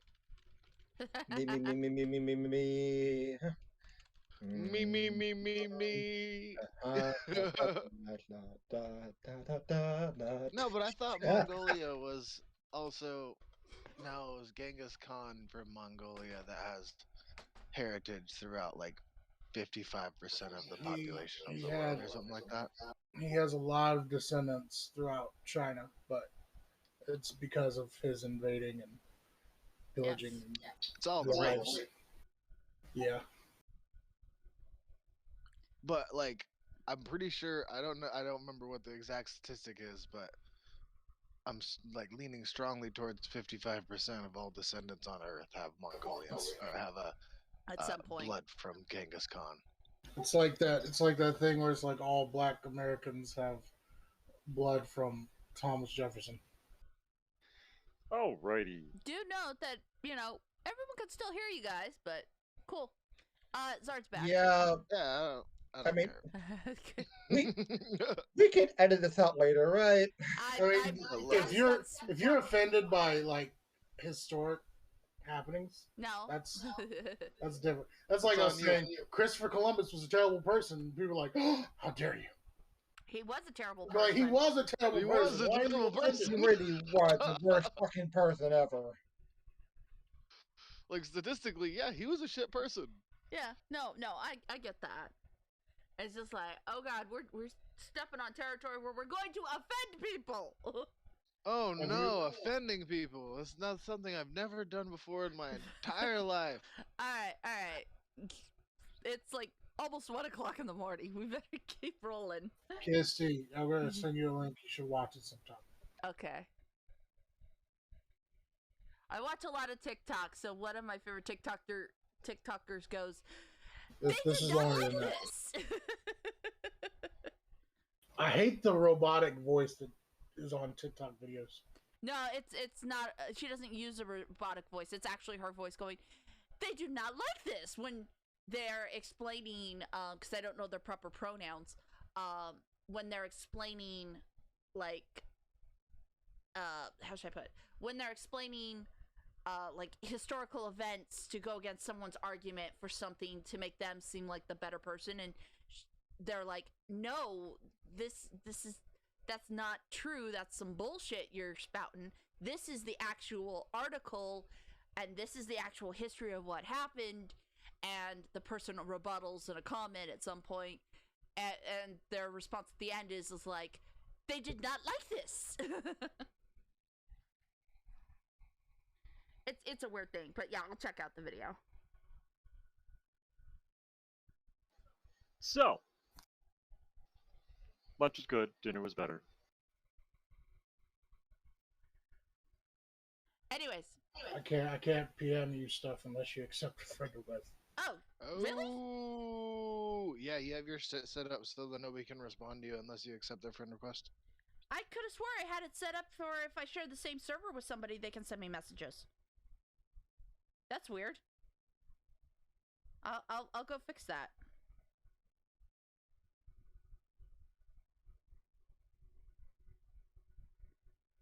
Coolness, I'll check that out later.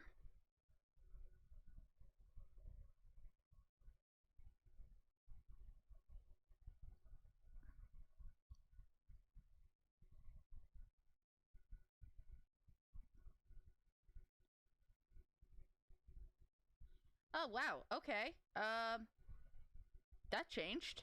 Wow. Discord, why did you change things? I'm just howling at trees. How?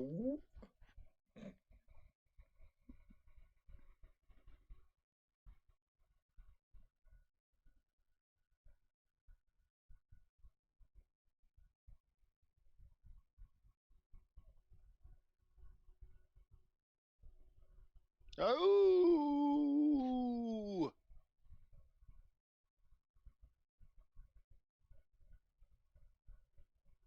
Practicing for Borkin.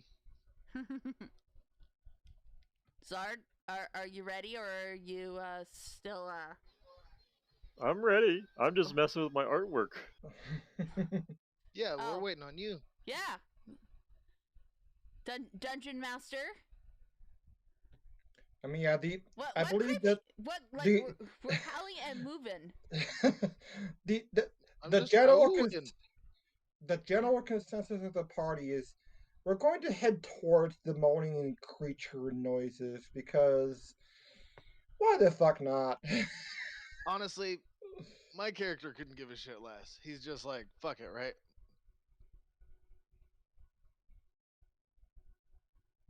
Yeah. We gotta do stuff, you know. Something's gotta happen. That's my game plan.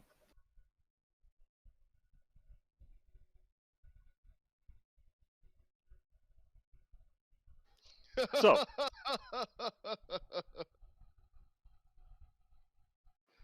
half hour of walking towards this sound, and it gets louder and closer. You start to hear the sound. Ding dong, ding dong, ding dong.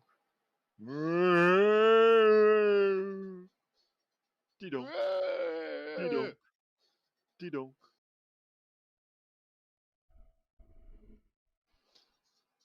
And as you're rounding this group of trees, where the mist and fog has gotten particularly thin, enough that you can actually see a large portion of the forest floor, shambling out from behind one of the larger trees, you see a large, four-legged, black and white body. Around its neck, a bell. It looks up at you with this dopey-looking face, opens its mouth, and I got this, guys. Makes me wonder if we're about to fight a cow. I'm probably going to regret this. I'll touch its mind. you do. And you sense hunger.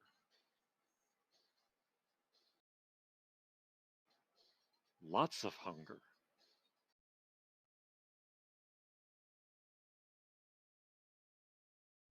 I think it's constipated.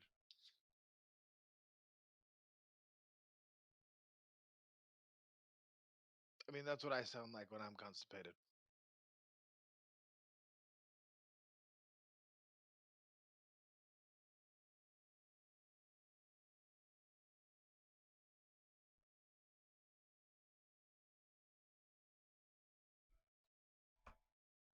Do we move towards the sound? I Stumbling? mean, it's in front of us. yeah, it's right there, and one of our party made funny sounds at it, so number should connected. So I mean, what next? Now that's what on earth am I looking at? Just like hop down. Hey, cow thing.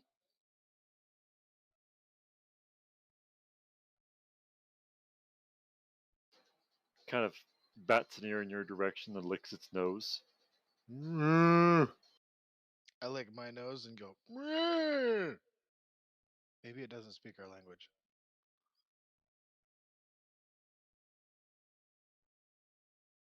I don't have any food to give it. Has anybody got food? I may have something. Give me a second here. Come on.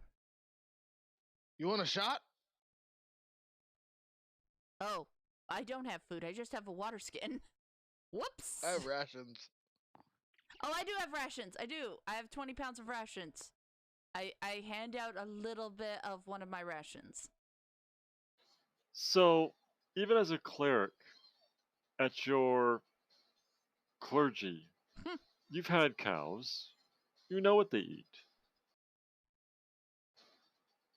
We're not exactly Your in the rations safe are place. not consistent with what normally a cow would eat. Is there grass? There is not. Everywhere you've been in this forest, there has been just dried pine needle and dirt floor. Dried pine needle, dead moss, and trees. But as Yeah, you're but he doesn't considering have this any while holding out the shots. ration, the cow actually lunges forward and snaps the ration from your hand. Oh, look, Bessie's hungry. Wow. She crunches and grinds and gobbles up the ration. Which is like hardtack and jerky. She looks at you. She seems to still be hungry. I give her one too. And then I also like shot. She snaps the ration from your hand just as fast as the first time. She seems to give it about 2 chomps before she swallows it. Why don't you like soak it in the shot instead of trying to That get is her a to good drink from the idea. glass? I like take it and I like dump a bunch of alcohol into like the ration packet. And I like hand it up. Drunk food. I look into the cow's eyes to see if they're red like it was with my elk. You see big, brown, dopey eyes. It's just a cow. Does it like You the offer drunk the food? beer-soaked ration. It's liquor. It snaps it up and sloppily chomps on it and sucks it down without hardly almost even a bite. It looks at you guys, still hungry.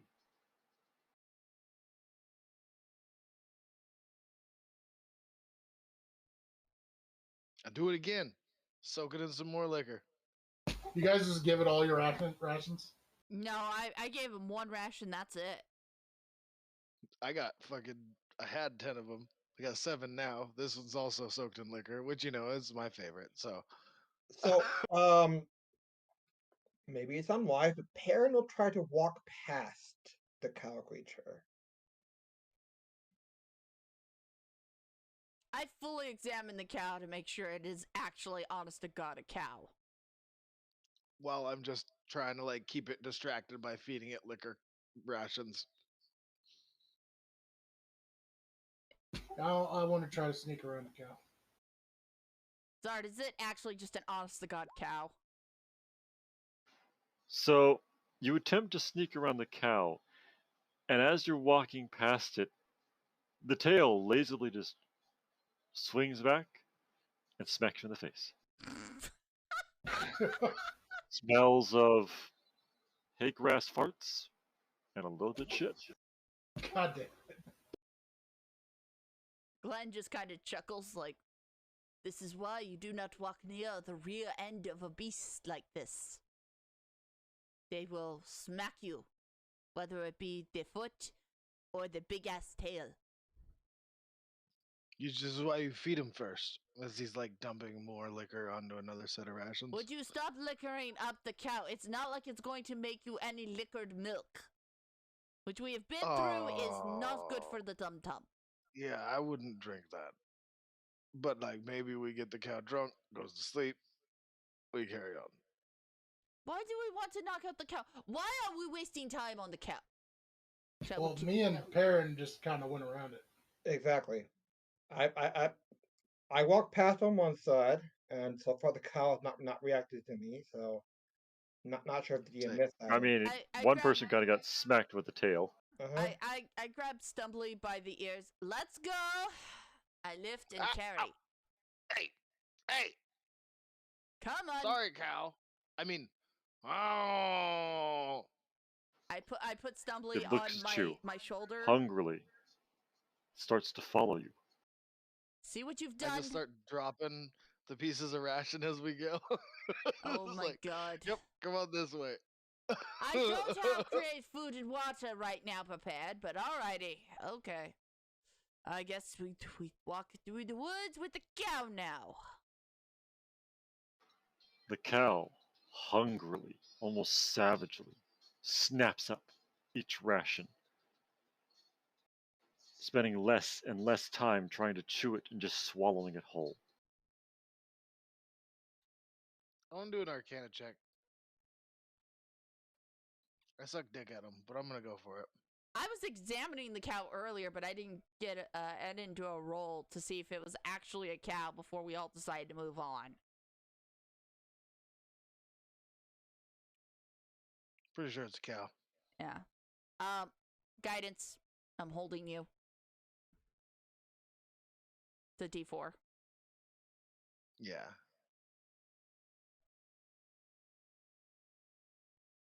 Still pretty sure it's a cow.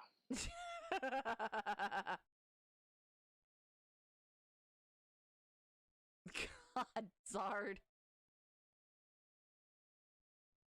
I want to try to lose the cow's trail. Can I do that with deception? I'm just still giving him pieces of ration. The cow is following Can us. certainly try. Because no one's told me anything. I'm just like, feeding this cow now, I guess. Okay. Glenn's like, stop. Actually, feeding I'm the sorry. cow. That would have technically been a survival trick to try and lose the tracks, change the trail. Hey, what would have been? Survival, not deception. I can give you help on that. I have a +5. Yeah, survival is about trails and tracking and such. Well, the cow's following us because of the fact that, Stumbly is feeding it as we're walking. Still just tossing up chunks of ration. Well, she did tell you to stop, or he did tell you to stop feeding it, but Nobody told me to stop feeding it. No, yeah, Glenn said stop feeding the cow as we're walking away, as I was holding your ears. Oh, okay. So I throw one whole ration behind the cow, and then I try and roll my own survival check to try and lose it. As soon as I hear that last ration hit, also, I will do the same. Ow, some bitch. Well, good thing you're on my shoulder. D4? Yeah. Guidance cantrips are wonderful. yeah, guidance is awesome. Alright, so that brings it up to an 11. With my 22, Okay. I think we ditched the cow. And my deception, maybe. I don't know. So you managed to Especially if dodge she's the a one doing the couple of walking. trees and find a couple low points where you can lose complete visual of the cow. And for a while, you're pretty sure you've lost her.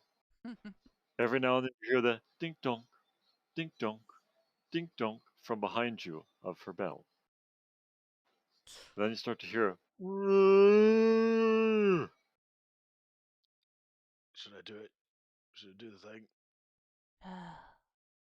No. I will destroy your mind. I hold up my bag and smile. I could just release one of my animals to the cow and see if it will eat it. Well, How about no? I'm all for that idea. Feed the cow or whatever. Well, the thing is, the cow is following us because Stumbly kept feeding it. So we have two choices. We can leave the cow, kill the cow, or it can keep following us. Technically, we have three choices. I can't Here's count. another idea. How about you ask your bird lady what would she do next? Bacchus says we should get hammered, and I just take another big drink. I mean, at the same time, we don't know if the cow will attack if we attack it.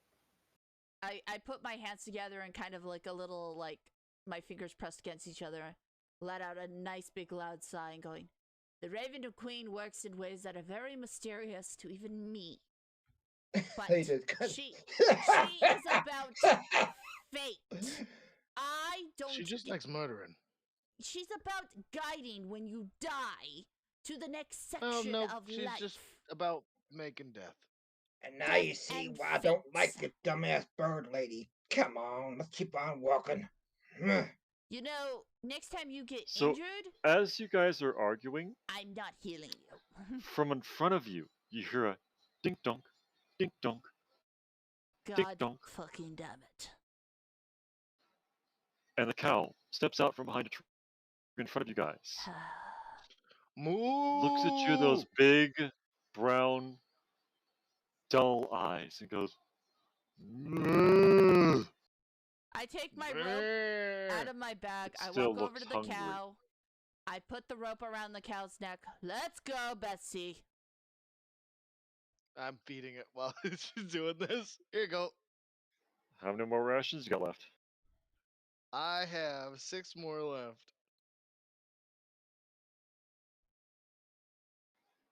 Okay. How's So, the udder as on the cow?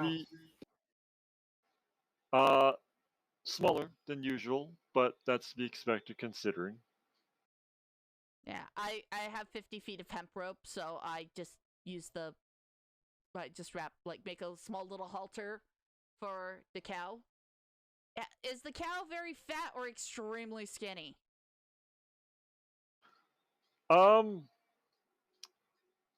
Cows in generally are kind of rounded. It's why people don't usually try and ride them. Well, I was They're asking. not good for riding. I was asking in terms of, does the cow look malnourished or not? Well, the cow seems to have found something to eat. Though it's hard to say what it's been eating before it met you guys. But it doesn't look starved. It looks hungry.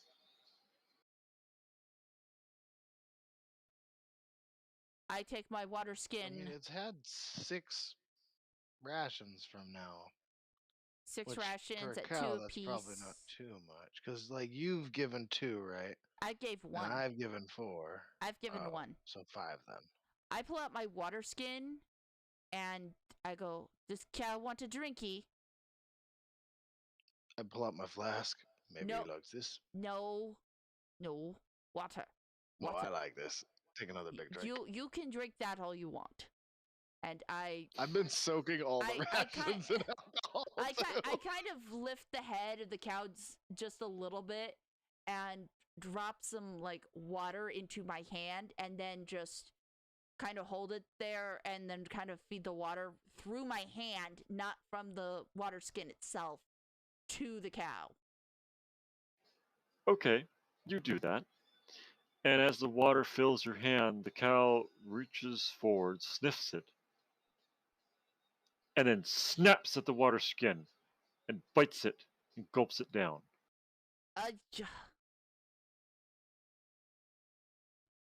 Well, there's no water skin now. I pour more into another ration. Like, here you go, cow. Man! I don't know what to do. This time it doesn't even bite it. Its tongue just wraps around the ration and it swallows it whole. Now, when you say wraps around it, like shoots out and twists around it? I'm assuming you've been leaning forward and trying to feed it. Yeah. I walk up and hand out a dagger for the cow to eat. What are you trying to do? It kind of looks at the dagger and gives you this big, brown, dopey-eyed look of like, huh? I don't know. It ate a water skin. I was assuming. It wanted the water. DM, with the 13 perception, or do I think that do I notice that this is the same cow, or does it look different, or would that be a different roll? Well, it's black and white. Pattern looks the same. It's got the same dented bell around its neck. There's still trees around, right? Lots. I want to take my small knife and cut one of the trees and lead the cow to it. I got the rope around the cow's neck, so I would say, what is that, animal handling check to lead it somewhere? I mean, so far, as long as you've been feeding it, it seems willing to follow. Okay. I lead it to the tree. Okay. So you lead it to the tree where he's cut it, and the tree is bleeding. All of you again immediately begin to taste that metallic irony flavor in your mouth again. Okay. We need to stop cutting those goddamn trees. Well, I assume that's what caused it in the first place, but now we got this cow, and I'm trying to see what the cow does with the tree. I'm sitting So- cross-legged on top of the cow's head by now. I figured you were gonna sit on the cow. How many rations you got left? I got 5 left. Okay. The cow, you between the ration and the rope, you manage to lead the cow up to the tree where it's bleeding. And again, it's not a profuse, it's a slow, gradual drip of this crimson, dark, blood-like substance. And assuming that you use the ration as kind of like a over here, over here, over here, over here, Yeah, that's kind of what and try and get her nose near this bleeding tree. She takes a moment, and you can see her. She actually stops, looks at it. Both ears kind of perk up and point towards it. And for a moment, she doesn't take her eyes off that spot. And then, just for a second, looks away and snaps the ration from your hand. Did the blood change at all, or not? Doesn't. Not that you can tell. That's all I got.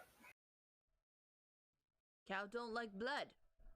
Though stop cutting up the trees. It seems they are not working.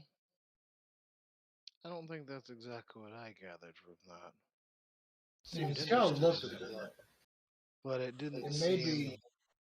may be what the cow's been surviving on before we started giving it rations. Or whatever Yeah. creatures that were running from said cow.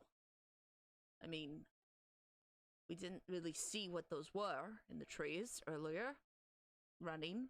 I From... assume look- once we run out of rations, the cow's gonna start trying to eat us.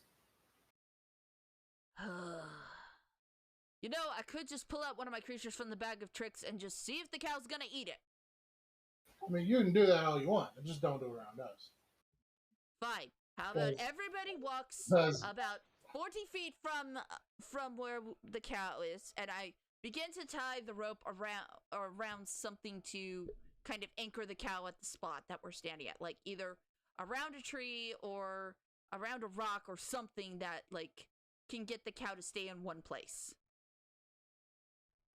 I pull out another ration because it seems to be working, and I continue to feed the cow. I'm going to walk far away now. Glenn Mary is also like, walked far enough away. walk at least 20 feet from the cow. 20 feet. I will join you in a moment. And as Okay. soon as she has the rope tied to a tree, I jump off the head and I go towards them. All right. I And then that's while the ration's still in your hand or after you give it to her? I was using the ration to distract her from getting tied to the tree. Okay.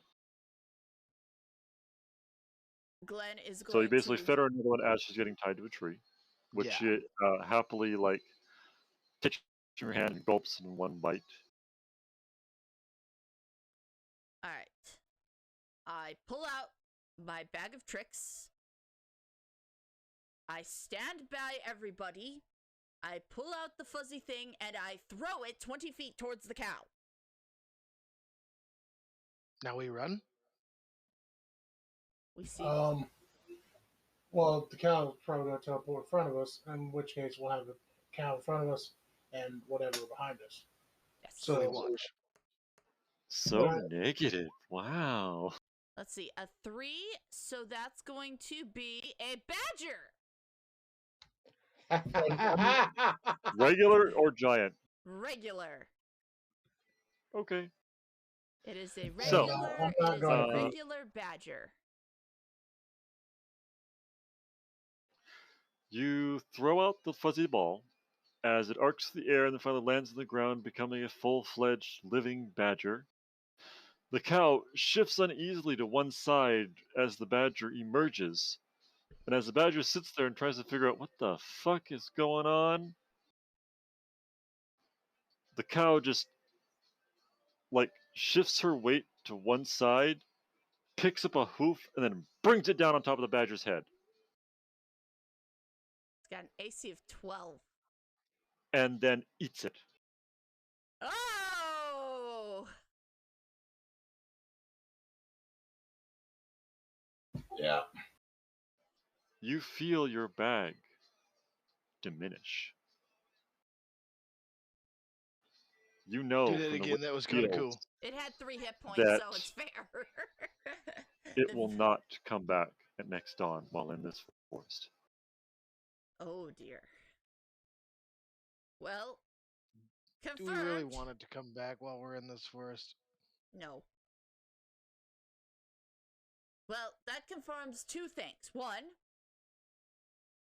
badger, my creatures are not all bad. However, it also confirms this cow will eat fucking anything.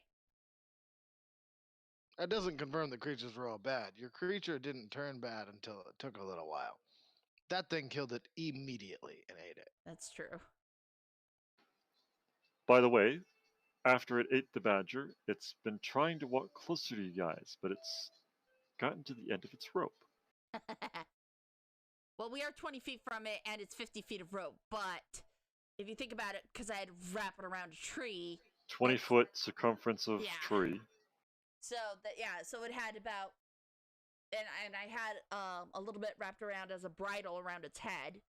So that's 5 Roughly feet right about there. 10 feet of reach, Yeah, I'd say, so- probably. Yeah, so Throw we're another 20 one. feet away, so cow is 10 feet from us. But it's trying to follow you guys again. You hear the rope creaking and straining against the cow's large weight. Okay, so we have 2 choices here. We can take I'm the gonna cow bolt. with us. I just bolt. I bolt in the opposite direction. I bolt. I'm going. Throw another one, and then let's run. I got you guys so jumpy. I'm actually gonna go ahead and I'll be aggressive mean- for once. I'm gonna pull up my short bow, load an arrow, and then shoot the cow. Oh dear. All right, so we're doing this. Okay. The cow seemed to be like pretty manageable. Wow! I just shut up. I And just, then I, I that just dropped one. the arrow. I just I hope dropped you the didn't arrow. like So that big toe. No, I- it's worse. Yeah, you shot yourself in the foot. almost. That's a nat 1. Oh my god. So you shoot the arrow. It lands in front of the cow. It sniffs it, snorts, and the weirdest damn thing happens. It backs up from the arrow. And as you're trying to figure, well, okay, that's new. And then it stands up on its hind legs. And Fuck. you hear the unnatural sound of bones popping within the cow.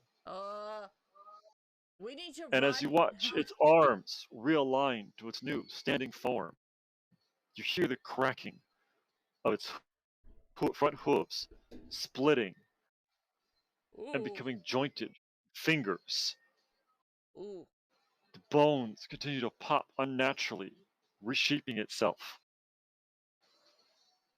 And as it forms, hand-like appendages on its front hooves, one arm thrusts out, reaches into a tree with a splintering, cracking sound, and it rips forth from the tree.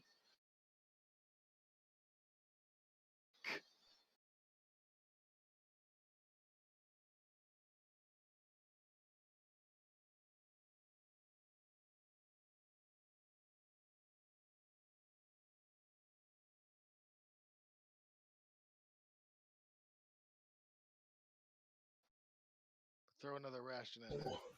What did it pull out of the tree? A Hellbrit. Oh, Oh, okay. There's weapons in the trees? Let's see. Hold on. What's the command for the shift picture something? It's like shift something. You're the one roll 20 master. I was gonna say I got no clue. I Hold just on, live hold here. on. I'll figure it out. yeah. So I should at least be 30 feet away from them. So 50 feet away from the cow.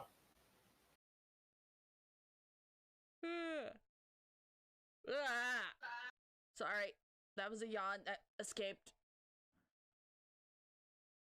Well, you can zoom in and see it if you like, but it's there.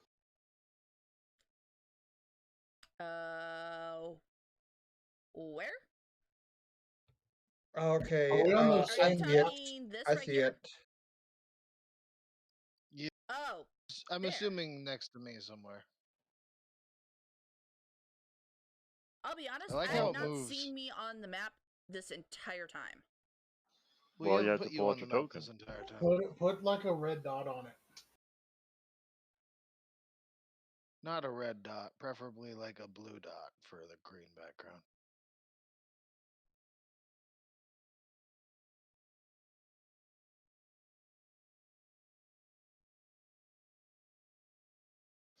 That might be too much. Hold on.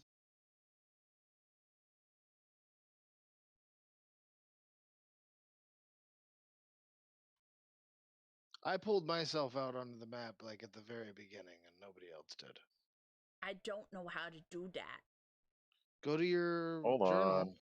and Okay. then just drag and drop.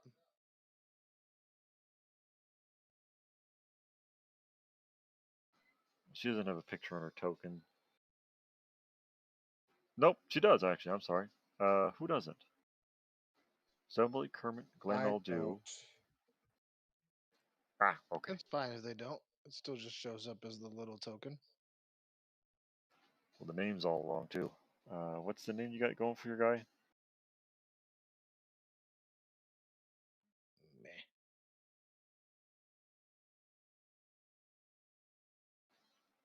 Can't keep calling you the guy.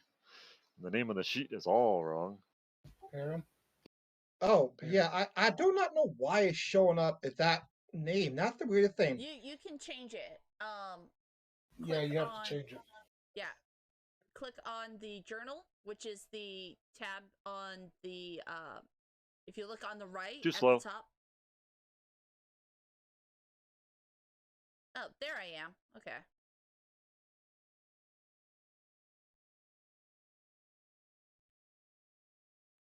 Think we should have kept feeding it.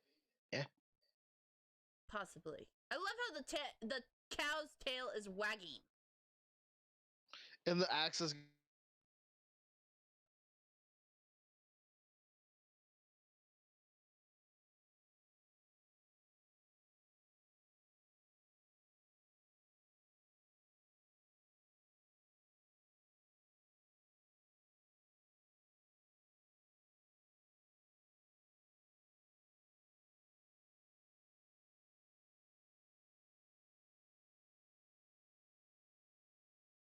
I only see my name. Same, but that sounds like D&D. That sounds like Roll20. All right, I guess we're rolling initiative. Yep. Cue the battle music. Dun, dun, dun, dun, dun, dun, dun, dun, dun, Are you dun, dun, dun, fucking dun, kidding dun, me? dun, dun, dun, dun, dun, dun, dun, dun. Oh, right. I forgot. I have to click on me, then roll.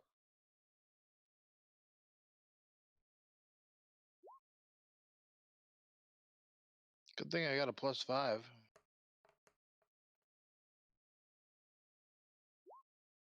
There it goes. Yeah, that makes it a little easier to see. Besides, the size large.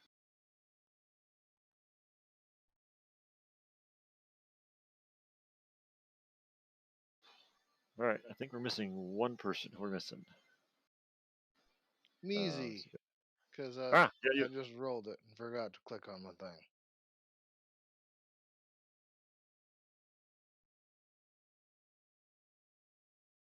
Yes, I know Glenn looks like a female tiefling. Well, Glenn is very effeminate.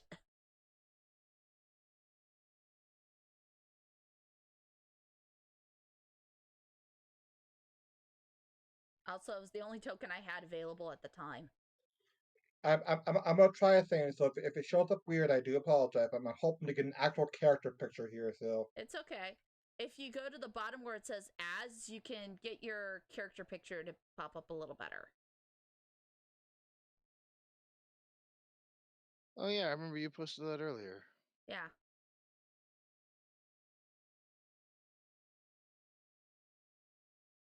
All right, so how you do it is you go Okay. into your journal, click on your character, go to edit, and then you can upload a picture there.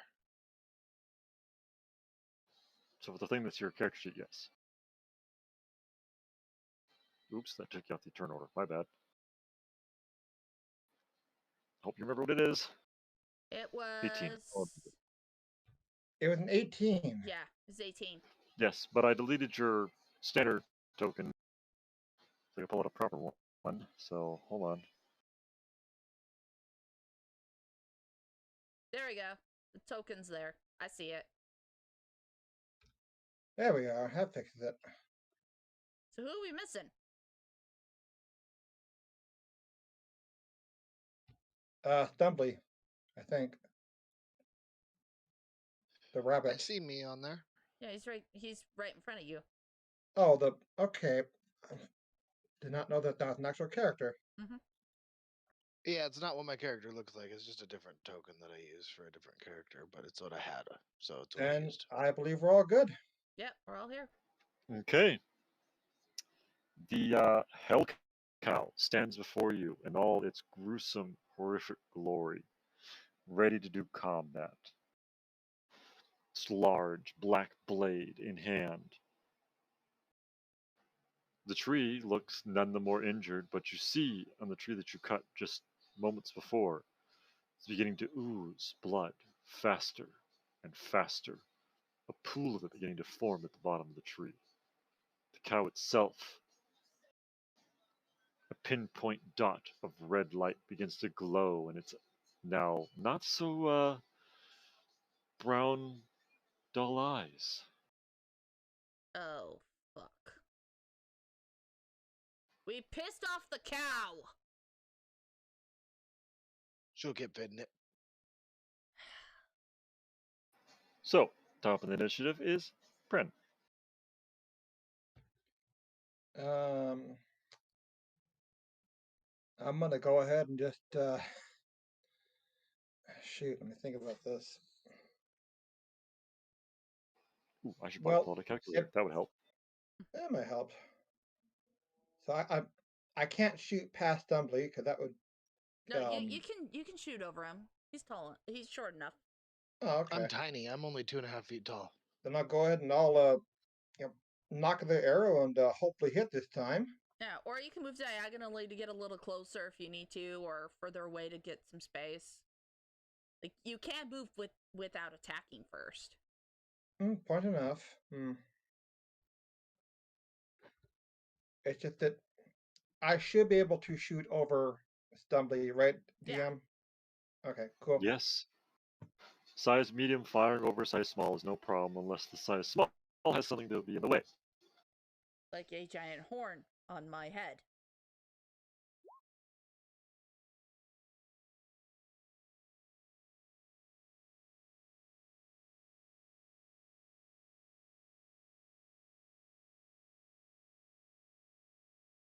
With 18 plus 8, so 26 to hit. I'm also going to I'll include a snaring strike on that. Okay. And I'm going and roll damage for the shot.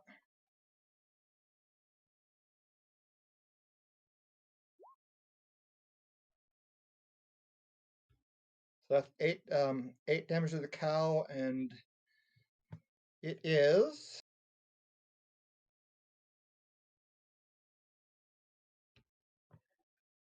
Next time you hit a creature with an attack before the spell ends, a rising mass of thorny vines appears at the point of impact, and the target must succeed a strength saving throw or be restrained by the magical vines until the spell ends. A larger creature has advantage on the saving throw. If the target succeeds, the vines fall away. When restrained by the spell, the target takes 1d6 piercing damage to start each of its turn. I believe because I hit that would cause it to come into effect, or no? Should come into effect. If your attack was part of the ensnaring strike, yes. Yeah. So he is now wrapped in vines and has to make a strength saving throw. And beat a 10. There's something about large. A larger creature has advantage on this saving throw. Well, it's a cow, so it's size large. Just letting you know. I'm still just doing what I can to try to slow the damn thing down and whatever. Okay. I will mark So that that's takes 6 damage.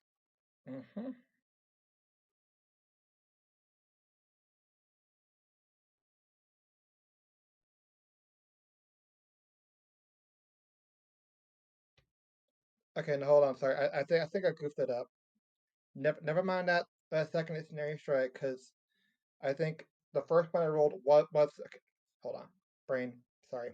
It's okay. I It's like rarely 4 use o'clock this, in the yeah. morning for you right now.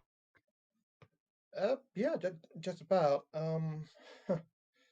So I think the 2 I rolled before my damage roll was the actual ensnaring strike damage. So that would be just 6 from the actual arrow shot, and then 2 from the ensnaring. That'd be 8 damage to the cow overall, and that's it. Yeah, and so that will. So then the DM would have to roll with advantage to see if it beats a DC 10 saving throw. And then that's it. That's all you got. Sorry for the long lead in, but you guys are finally here. I'll just let you know this is your boss. Okay. I will warn you. You fuck up, you die. Thanks. It's a one shot, so. You're welcome. Welcome to the Force of Evil. Okay. Well, anyways,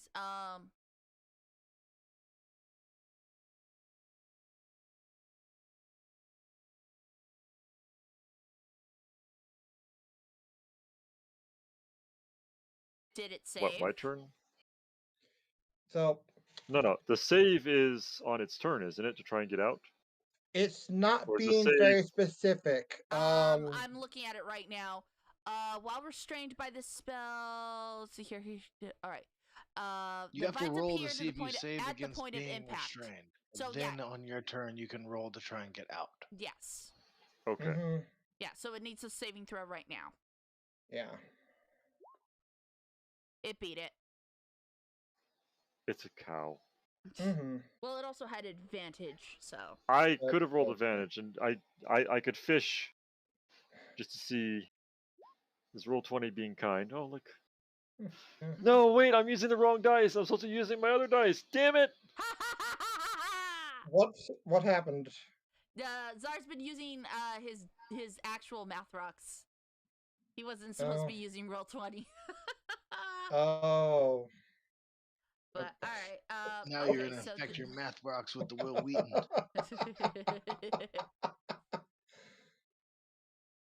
All right, but that I just heard them. I just heard the rolling of math rocks in the other room.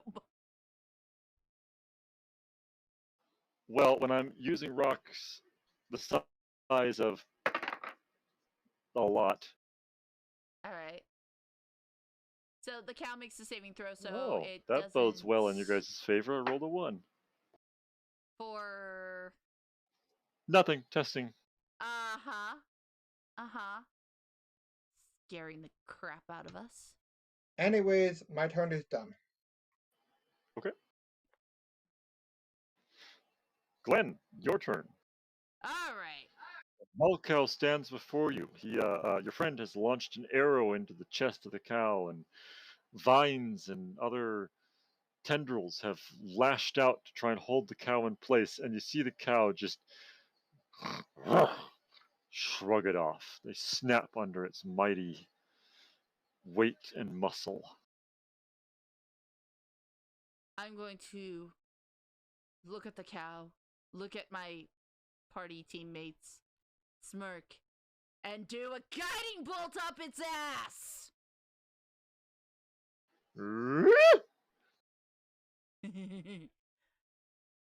Roll. I'm trying to get it to roll. Hang on. Cow enema. Oh God. Lightning enema. It's the new. It's the new. God, I Come couldn't even on! finish Come it. on! It's the new dietary fashion. No! It's a shocking thing. 7. Oh my god! So Next as weight your loss guiding solution, bolt, lightning enema. Ugh. as your guiding bolt flies from your hand, and you think it's going to nail the hell cow straight in the chest, it takes its black halberd and just bats your spell away. Oh, you Your motherfucker, guiding it's bolt on. crashes, shatters onto the black halberd, and is scattered to the ground,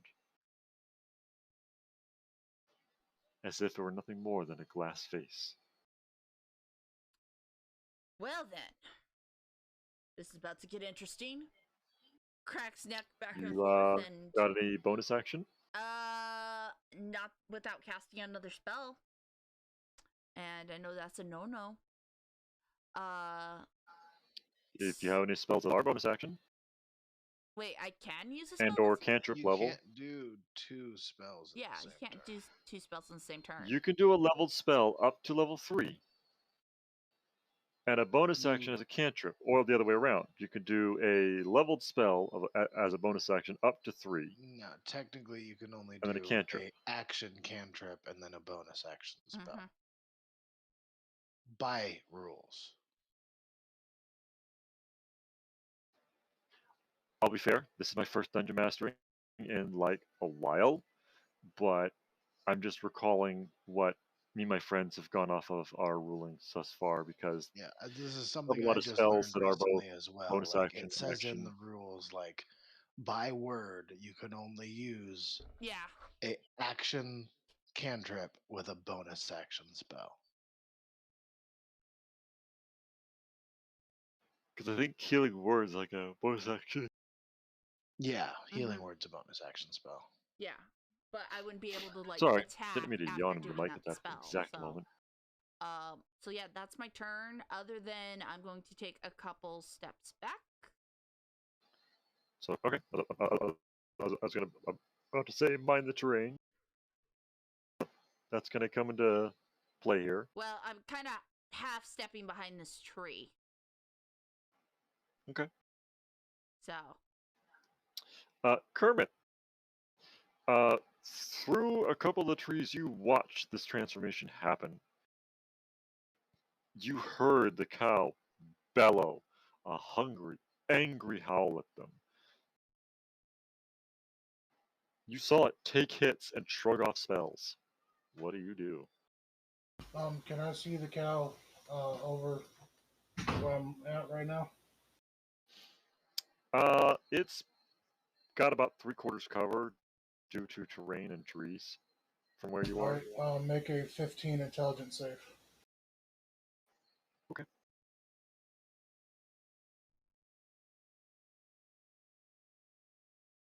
hey Zard, for the stream, could It you does not make pass. a dot on the cow so everybody can see it? Because it's very hard to see against this terrain. I put an aura around it. How is it still hard to Yeah, see? I don't see the aura. Don't see an aura either. Really? Huh. Alright, hold on.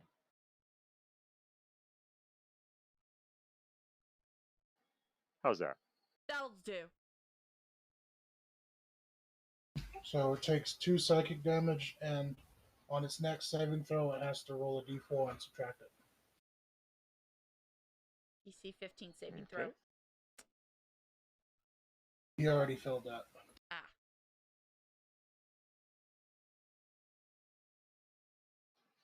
Okay. And that was your action, yes?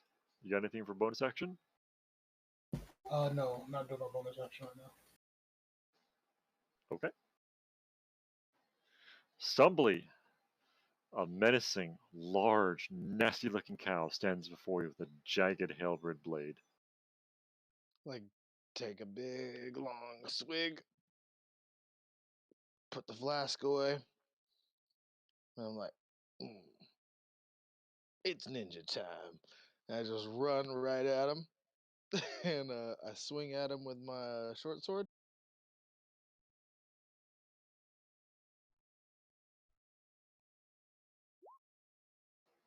That hits. All right. So then,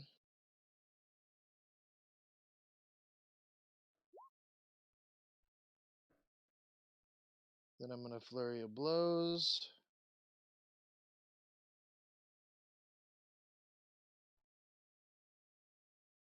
I jump over the top of him. Do either of those hit? The 13 will miss, but the 17 will hit. Drop kick him on the side of the head, and using that propulsion, I bounce myself away. I land there, and because I am a drunken master fighter, I have the disengage action after I use my flurry of blows. I mean, if you use Okay. bounce. Oh, you didn't use your bounce, so get away. No, I didn't use my bounce, but because I'm drunken master, Yeah, I that's still what get the I was saying. disengage action. I was saying if you used your bounce, then it also disengages. Oh, rabbit folk thing, bounce. Yeah, the rabbit. Yeah, the rabbit folk thing is I can bounce 10 feet away with the disengage. That's a bonus action. Alrighty. So you go in there and you strike at the hellish cow, and your blows find purchase. You're cutting and beating on this cow. It seems unfazed. It's taking the damage, but it seems unconcerned. Its eyes just begin to glow redder and redder. Did it reflect any of the? Did it seem to shrug off any of the psychic damage? It did not. Is that your turn, Stubbly? Yeah, that's everything for me. I did an action, bonus action, and move. Okay. I just Hell realized cow's Kiss was turn. dead. Oh no, that's okay. Because Kisty's player. I'm not high enough level to do magical damage with my fisticuffs. What did I do?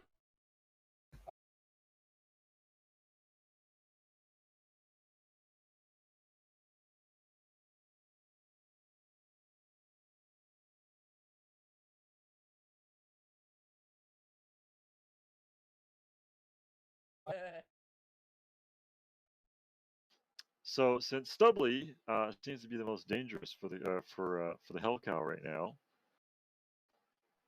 it's gonna clop over to you.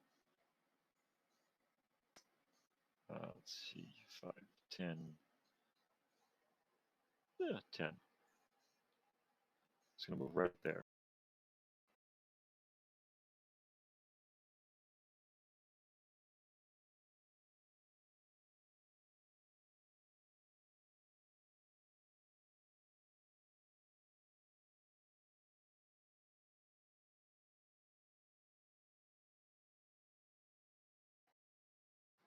That'll do it. Wait. Yep, I'm down. That should 16. not have rolled with damage automatically. But it did. Don't know why it did.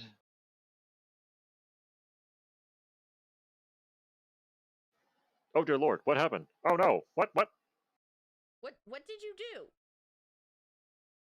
Zard? Kicked myself out of my own roll 20. I just want to note that he gave me shit earlier for doing the exact same thing he just did. 100%. And so the cow died mysteriously and we all won the game. Huzzah! fucking Monty Python, the Holy Through Grail here. divine intervention, the cow has been smote. Someone threw the holy I hand guess- grenade at It ya. was a hotkey click situation, I'm sure. I guess he ain't want no cornbread.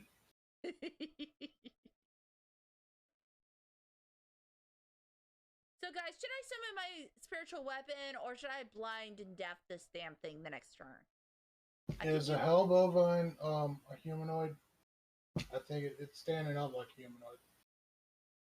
It just says blind or deafen a foe, so I could technically... But the problem is I can do one or the other. I can't do both.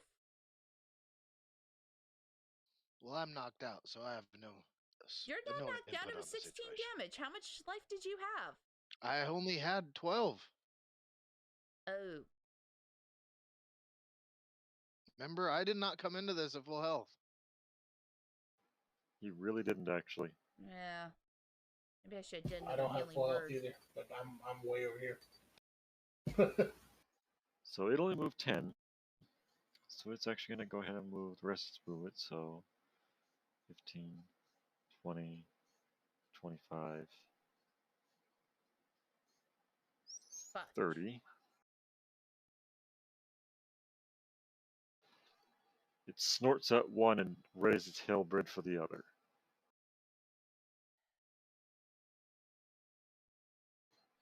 And that is Hellcow's turn.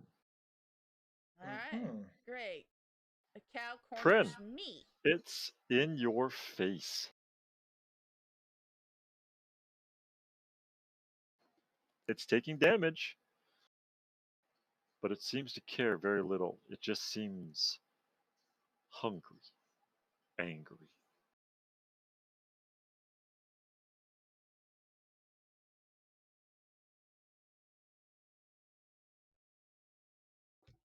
So I'm gonna go ahead and stow my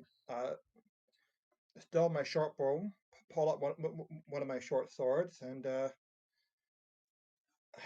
I guess go ahead and take a whack at it.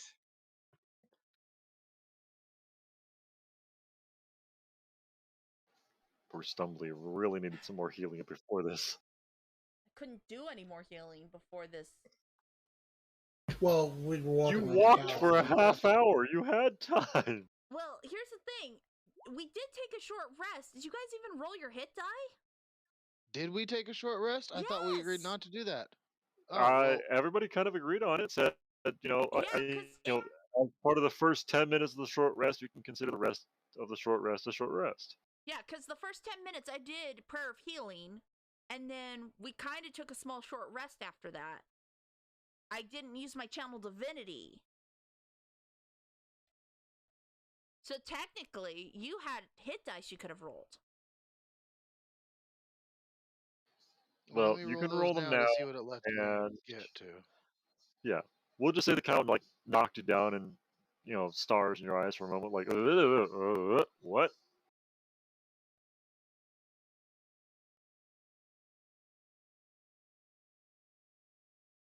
Because that would have brought you guys up.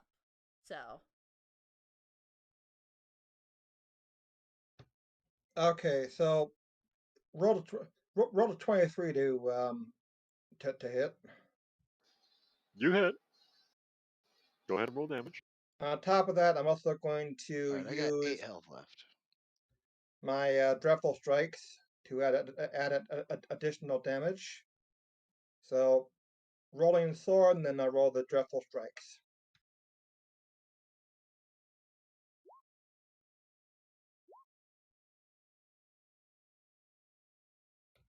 So 11 damage overall. Okay. And not sure if it's going to work. I'm going to try it anyways. I will go ahead and use Misty Step, using up my last spell slot to hop, jump 30 feet backwards. Alrighty.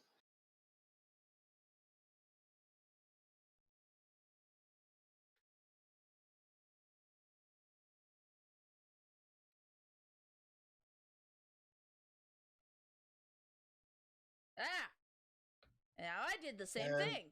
Haha. That will end my turn. Now, would the cow get an attack of opportunity on me because I did not No. disengage? No? Okay.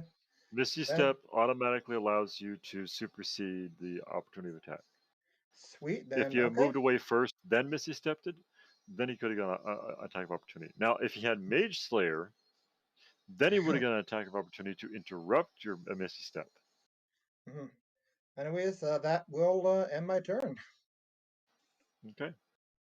So, by the way, the green border, by the way, is the confines of the combat area. You can move anywhere within that. Okay.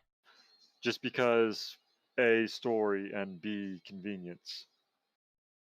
So, just so I know, so if I moved across here, it would not cause an attack of opportunity. He has a No, 10-foot you would attack be staying range, so within as long as you're your within his range. range. Yeah. Okay. Because All right, that's Prince's turn. Glenn, it's your turn. All right.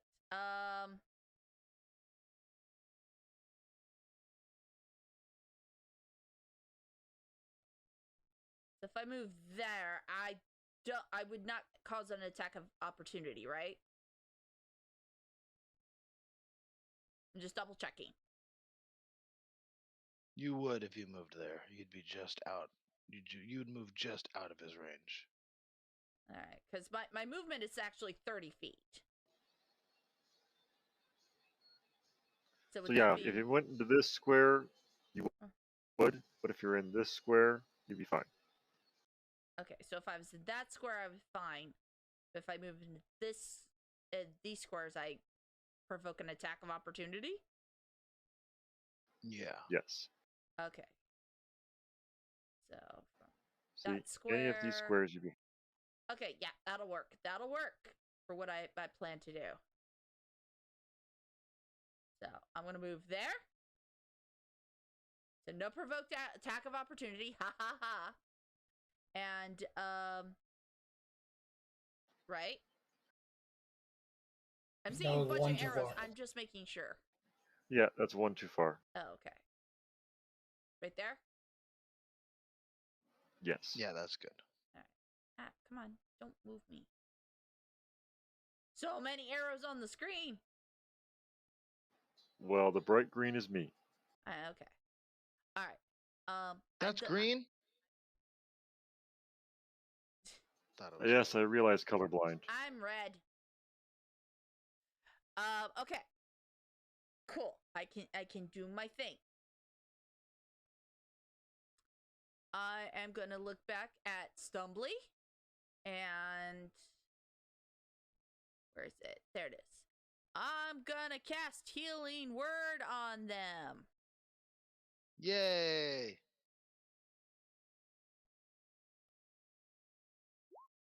9 points of Oh, healing to that's a you. good one. And since I am next to the cow, and since healing you was a bonus action, I'm gonna swing at the cow with my mace. You Go have to for take it. one more step closer. Oh. Yep. Okay. Unless you have a 10-foot long mace. No, I have a 5-foot long mace. Hang on. I want to make sure. That's still hella long. Stop moving. I want that. There we go. Okay, So good. I was as still soon in as you range make for a the spell. 2-foot long mace. All right. Oh, it's 60 feet. Why am I worried about it? Oh. Okay. Anyways, I'm attacking the goddamn cow. That's a 12 with my mace. That would miss. Your mace strikes in the center of its meaty chest, and it just seems to. Fuck.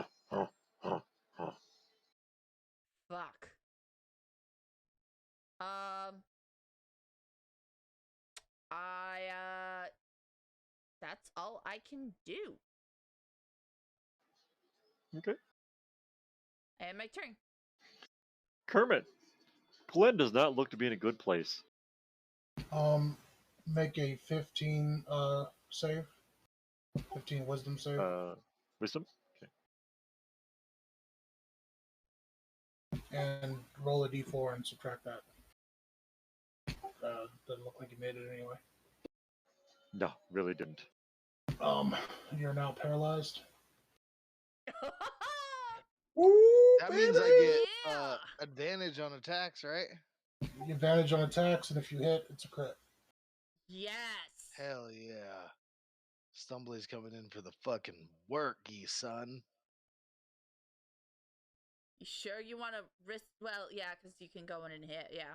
I'm drunk. I don't give a shit. Okay. We'll move up closer, and then use my bonus action to do the hex thing. But I can't do anything other than fucking hit him a bunch of times anyways. Yeah. So I activate Hexblade's Curse on it, which gives me a +2 to my bonus, to my hit and damage roll. Alrighty. So then, if it's still paralyzed, I can hit it too. But now it's the rabbit's turn. Go, Stumbly, our buddy. All right. So I charge back in, and I go for a strike and then a flurry of blows. So short sword and then 2 unarmed strikes.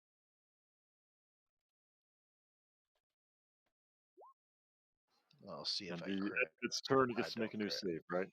Just hold left shift when you click it to do advantage rolls. 22 definitely hits. As does that Really? 22. The same one?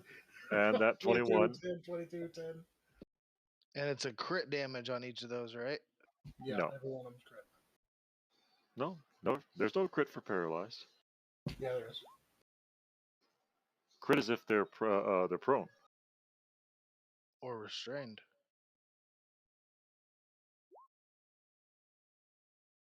Link the spell real quick so we can all read it. Yeah, I was gonna say, like, well, we need to link what paralysis is, right? Condition, can't move, can't speak. Creatures automatically fails strength and dex saving throws. Attack rolls against the creature Yeah, have it's a critical hit. advantage. Yeah, 100%. any attack. Critical hit. So that's attacker within 5 feet. another damage for each.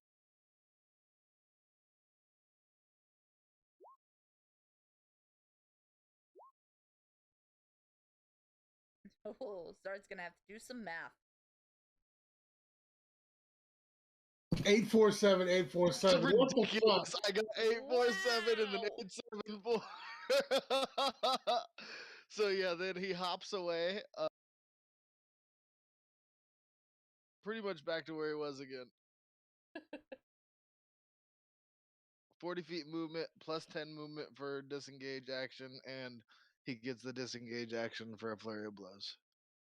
So 50 feet of movement total. Disengage, you can't move. At least not until next turn, where he has to roll a wisdom save.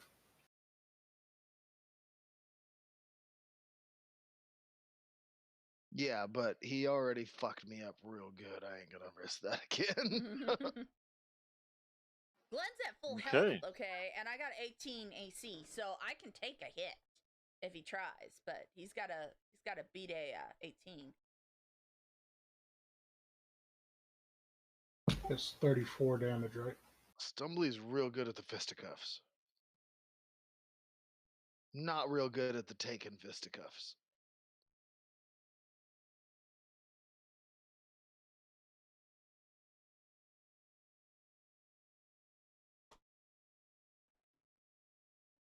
I don't know. I don't math. 16, 24, 31, 32 damage. Yeah. Wait. 8 16 plus 4 plus 7 20, plus 24, 32, 30, 79, 39 damage. Actually, it's 38. You know what? I This is just why I pulled out don't the math. This is why I pulled out my calculator. 8 plus 4 plus 7 I do math in increments of 12 because that's what donuts come in. plus 8 plus 7 plus 4. 38. Spends its turn trying to save. Oh, good one. okay. That was wisdom, right? Yes.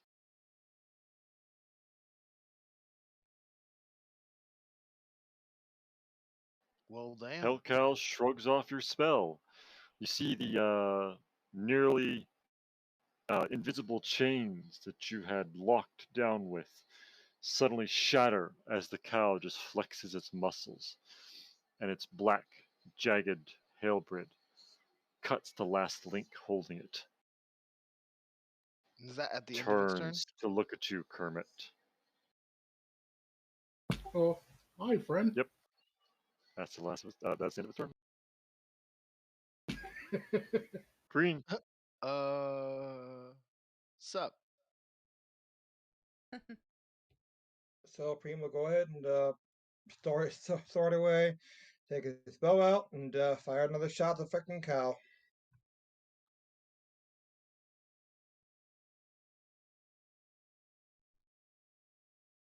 Time for the pew pew pew.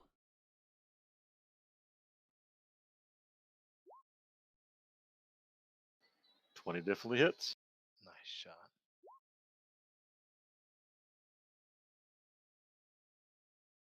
God, do I miss Haley right now? Yeah, 100%. Wish this was. And working. I'd also, I believe Dreadful Strike did not really have a range, so I can go ahead and use that to deal some additional damage. Okay. So that's 9 damage on the cow, and I'll course, back it is. up 10 feet, just in case, just in case. Of course, this is working. Then you'd have to deal with the whole werewolf thing. Yep. Just remember that the trees are rather thick here, and the more you back up, the more trees are in the way, the more cover it gets. You're also slightly above ground if you look at the coverage on the ground here. True enough. Hopefully, you take that into account when you did your movement. I wasn't quite seeing it. I'll go ahead and I'll move back to where I was. In fact, when I moved, I was that. Yeah, okay. You're okay. You're okay. I know I'm fine. It's early in the week.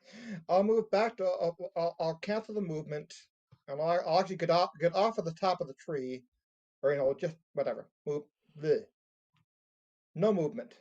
Back All to where good. I was. Just making sure that you guys are aware. All right, cool. I mean, Coolness. from where from where I am, I can still see and hit the cow, right? Despite the fact that I'm up on Well, top of something. you said you're up a tree, yeah? No. I'm still on the ground, shooting from under the tree, and I have a clear line of sight as far as I'm aware of, because there's nothing in my way as far as I can see on the map here. Well, it's about a 5-foot rise from where the cow is and from where you are. But the Mm-hmm. cow is sized large, so it's standing 10 feet tall. So, yes, I would Mm-hmm. say you can hit it. Okay, cool then. No problem.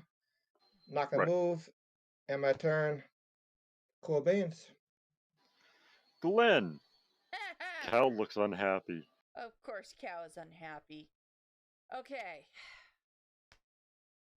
You know, this trick has worked for me in the past, so I'm gonna do it.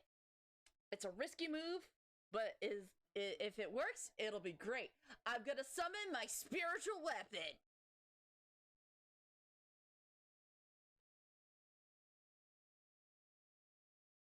Which I didn't load a token for it. Sorry, Zard.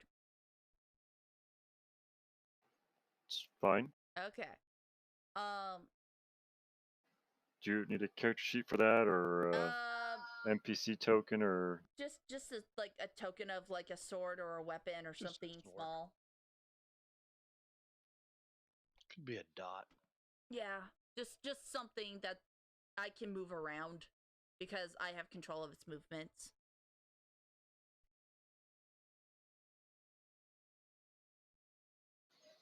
Okay, hold on. It's a form of a giant scythe. Just so for anyone watching still, it's just a giant scythe. Death incarnate. Hell yeah. Very apt for a Raven Queen follower. Hell yeah. Because, like, Raven Queen is all about, like, if it's your time to die, It's your turn. time to die. Yep.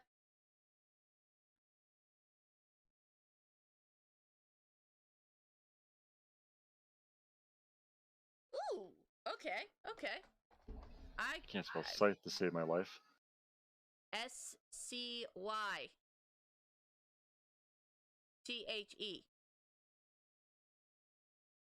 Or you can do sickle.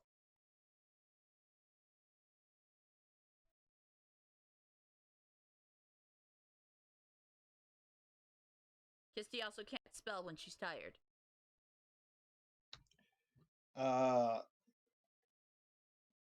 I had the word in my brain. Now I forgot it.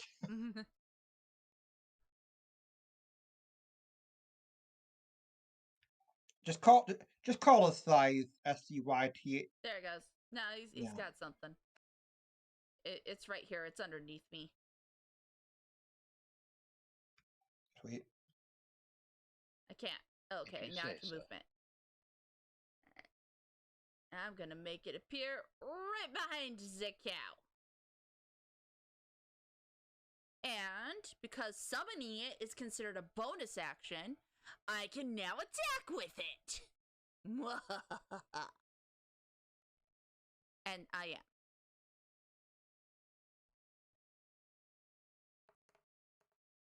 Is that considered flanking it? Would it? Unfortunately, no. Yeah, no. Spiritual weapons don't count. It's alright, because it's a dirty 20. That hits. Alright. And I believe, let's see here. On a hit, the target takes force damage equal to 1d8 plus my spell ability modifier. It looks like that's +5 for you. Yeah. So that's a 6. The +5 was to hit. Alright. And then that was my attack. And the cow is no longer paralyzed, isn't it? It is not. I'm gonna risk it. And No.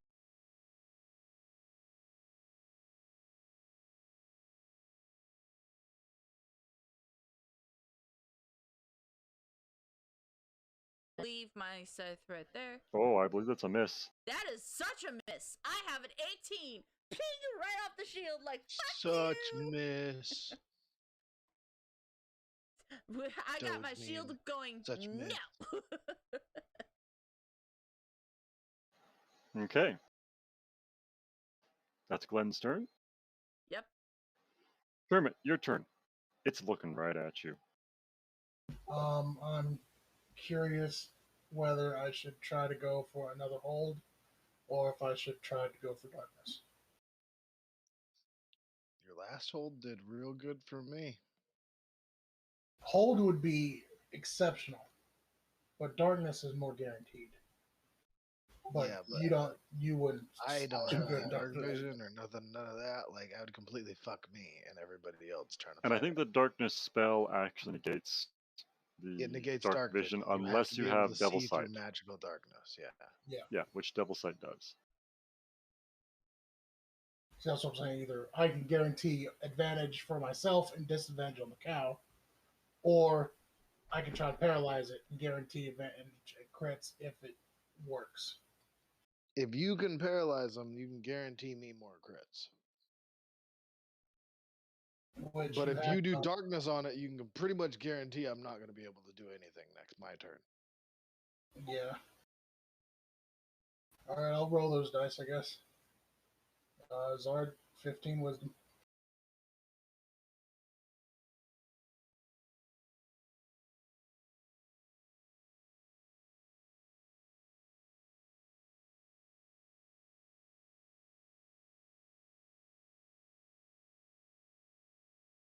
Cow. It flexes once more. Yeah, but I would still be in the darkness, which is the thing. Good for you. And then Apparently when I you're walk alone. up to it, it's back in the darkness. Yeah. Okay. So wait, what was that? That was action, right? Yes. Okay, you're all done? So I'm just gonna book it. Okay.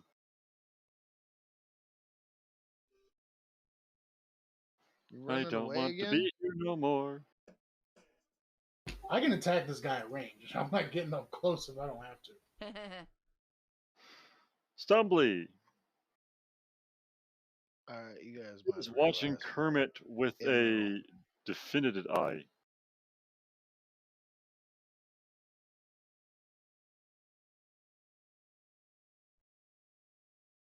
So I run up to him, do the same thing I've done the last 2 times.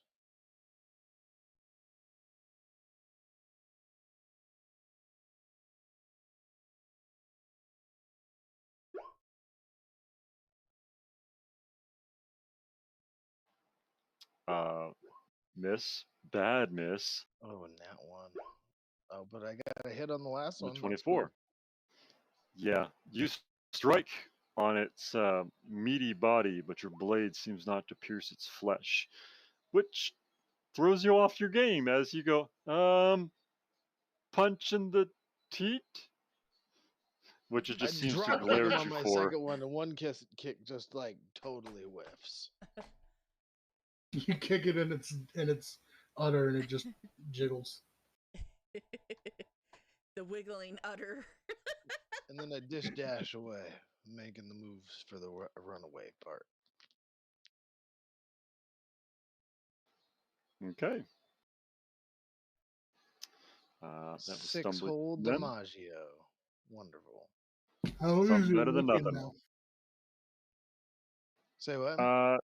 The hell cow's starting to look rough, Ooh. Good, because it's getting. but you watch as the hell cow, glaring at where Kermit has disappeared and how Stumbly has ran off, it steps back into the tree. You watch the tree split open with a thunderous crack as blood drips off the open wound of the tree as the cow steps into it. The tree snaps shut with a gush of blood. Huh. And you watch another tree just above Stumbly, up near Kermit, split open with a splash of blood, and the hell cow steps forth. Fuck! Oh. Well then. I saw that coming.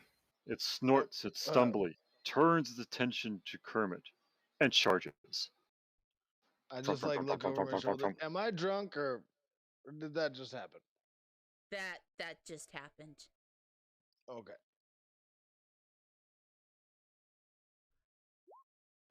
Oh. Woo! So in the tree right next to you, Kermit, this thing rams headlong into it. Now, you already know that these trees are pretty substantial. And when this thing rams it, the ground shakes. The tree actually tips slightly. And you hear a thunderous crack of wood from the tree. And a large wound opens up in the tree and begins to just ooze and gush a red crimson blood from it. The hell cow snorts, shakes its head, and stares at you. Ah. Preen, it is your turn. You have a very large hillside in your way. That hillside raises about 10 feet up. You can just barely see the hell cow's glaive from above the hill. The hill I'm referring to is this one right Yeah, here. no, I see it. I'm just kind of thinking. Sorry. Okay. No, you're fine. Hmm. I was just thought I might do a little explanation for you. Explanation. Now, did I see the hell cow vanish into the tree and just kind of all of a sudden, I gone? mean, you had a you had a vantage point, and you watched this very large cow just step into a bloody tree. And you heard another crack on the other side of the hillside, and Kermit go, "Oh shit!" Mhm. I'm gonna go ahead and grab my short sword, and I will actually, crazy thought, but I'll go ahead and I'll attack the tree I'm next to. Do I need to roll anything for that or no? I mean, it's a tree, so roll with Mm-hmm. advantage. Hmm? Roll with advantage. Roll with advantage. Alrighty. I mean, it's a tree. I'm trying to figure out why you're attacking Trees the are what tree. we train against. No, I see exactly what he's doing. He's trying to split it open and then do the same thing. Ooh, boy. 20 definitely hits. Roll your damage.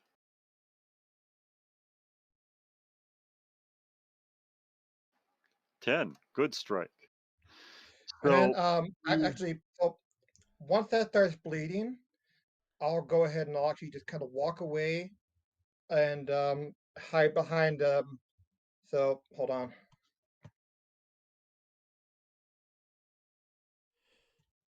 So I'll move over there, and I'll just kind of sit and wait, and just kind of see, and that ends my turn. okay. You stab into the tree and open up a gaping wound into it. The crimson sap-like blood begins to uh, uh, run pretty good. Not quite gushing, but pretty good from that tree. It begins to pool at the base of the tree and gather into a fairly decent-sized puddle. Whoa, Alt Tab. Okay, that worked. As long as it wasn't like Alt F4 escape something or other, I don't need that shit. As you're backing up to give the tree some distance, you swear at the corner of your eye you saw skeletal hands beginning to reach out of the tree. Oh no. Mm-hmm.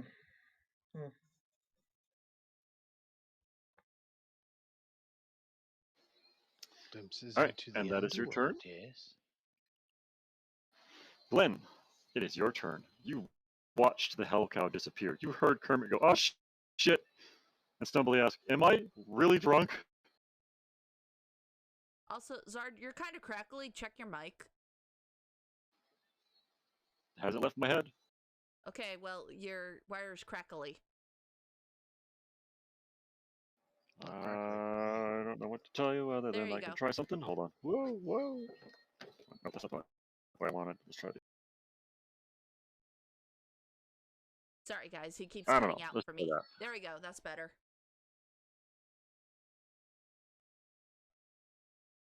What do you do, Glenn? What do you do?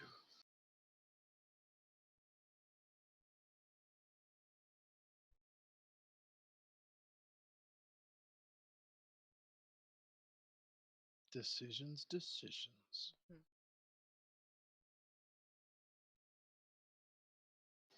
There are no bad ideas, only bad rolls.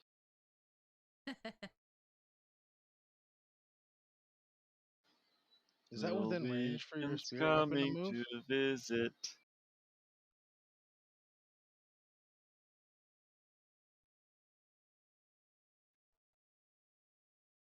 Or your spirit weapon? I mean, if 30 feet. it flies It only over the moves hill, 20 feet.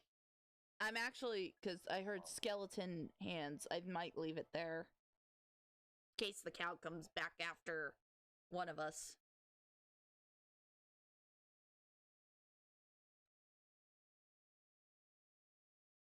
Well, you know what Stumbly's gonna do. He's gonna go hit things. Go hit it. It's your turn. Oh, it is my turn. Sorry. Sorry. 2 a.m. I'm tired, okay? Sorry. Blah. Okay. Excuses. To be fair, the start of this one shot did start late, and the lead in to this pivotal moment did come also rather late. Yes. Okay. I'm gonna leave my I blame weapon. Borkin. Yeah. Borkin's not even here. Borkin's not here. I'm gonna move my weapon over here. I believe. I will say though, That's Okay. 20 valid point. feet. Did I remember correctly? Okay. Oh, I moved it one too many. Okay, so I'm gonna have it like floating right there. And for me,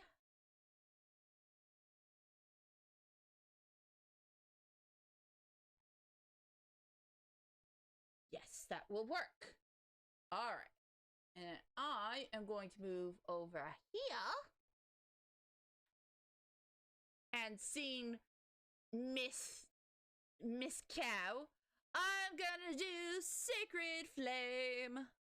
Dexterity save and throw So, with dex save. 13. Yeah! Fail. Hacha.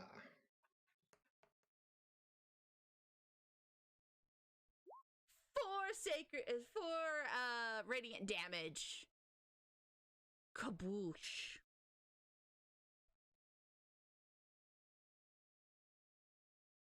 I pinged it.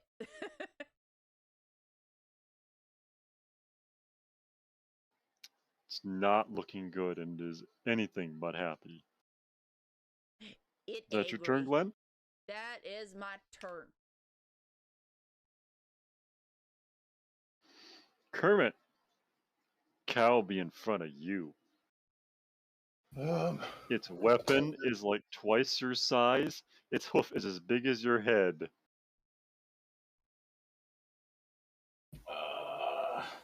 Well, it's right in front of me, so I'm gonna try to hit it.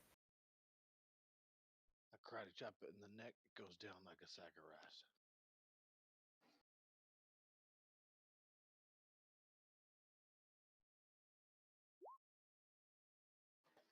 $25 definitely hits. 15 damage.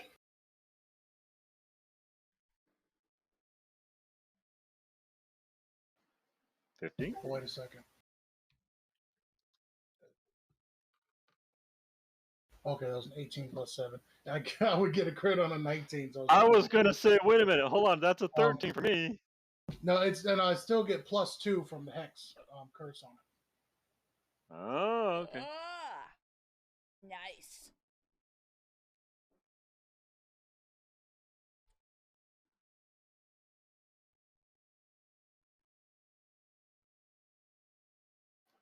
It's looking shaky. Is that your turn, Kermit? Yeah, I'm just gonna sit here instead of trying to provoke and then let it chase me and hit me. Okay. I do have Stumbly. one first level spell left. Kermit seems to have knocked it back onto one of its hooves. What do you do? All right. Close the distance. And swing at it with a short sword, and then. Wait. I forgot. Did Kermit have more? Oh.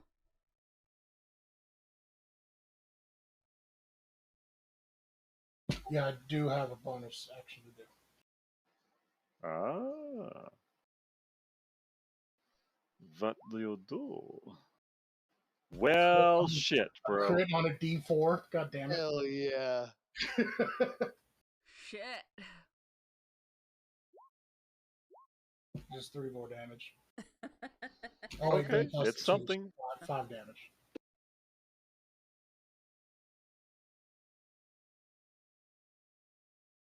I forgot that when I hit with the Doughblade Scimitar, I can use a bonus action to do another attack with it that only does a D4.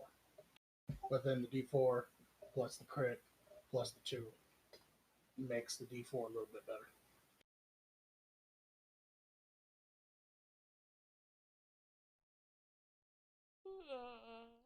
Is it still up?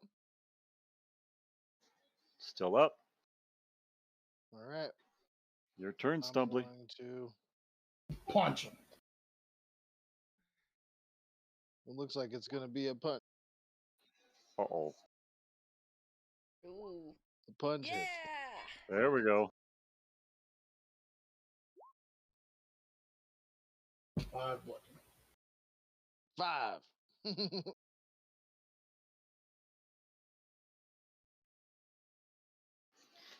It's hanging on.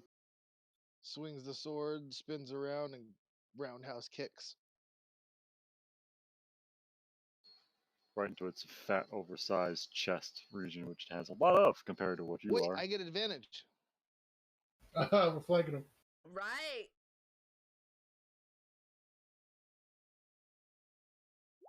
Still misses with that one. See if Worth I a get a shot. crit. Nah, I don't. It was Okay. worth a shot. I tried. Hellcow's turn. Oh boy. Let's go, angry Hellcow's cow. not happy. How angry. Tides have turned not in its favor, but it still wants. It's taken its last ounce of energy that it has left that you've not beaten out of it, and it's still going to try and take out Kermit.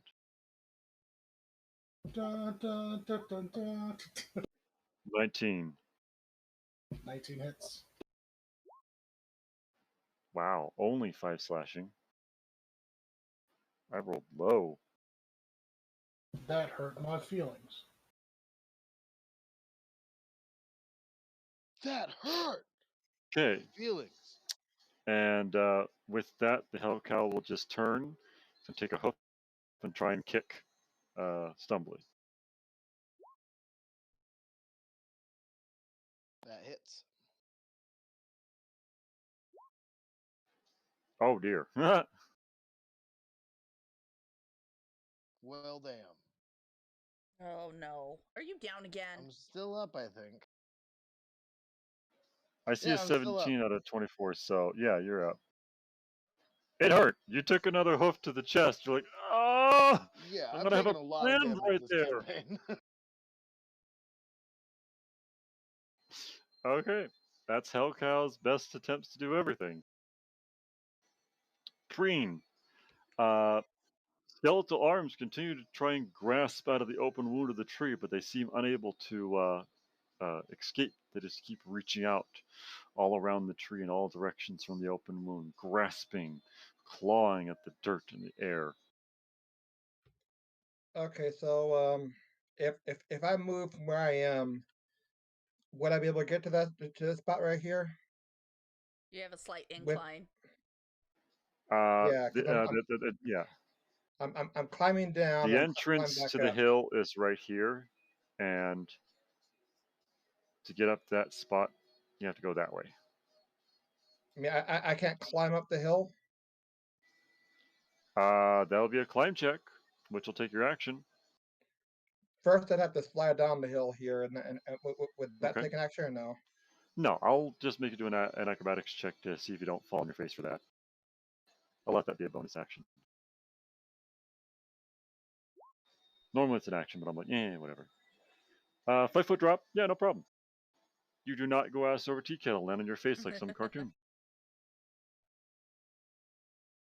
And then I Right. need another acrobatics check to climb up, or Nope, athletics check to climb up.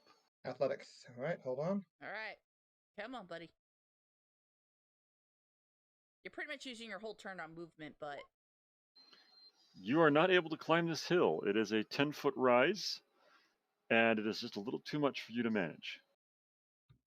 Okay, so I think I still have like maybe 15 feet left.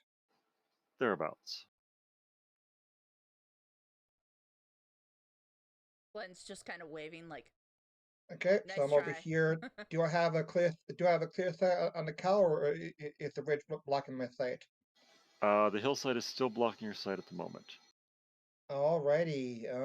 He may be big, but he's not that big. I'm afraid that probably will end my turn then.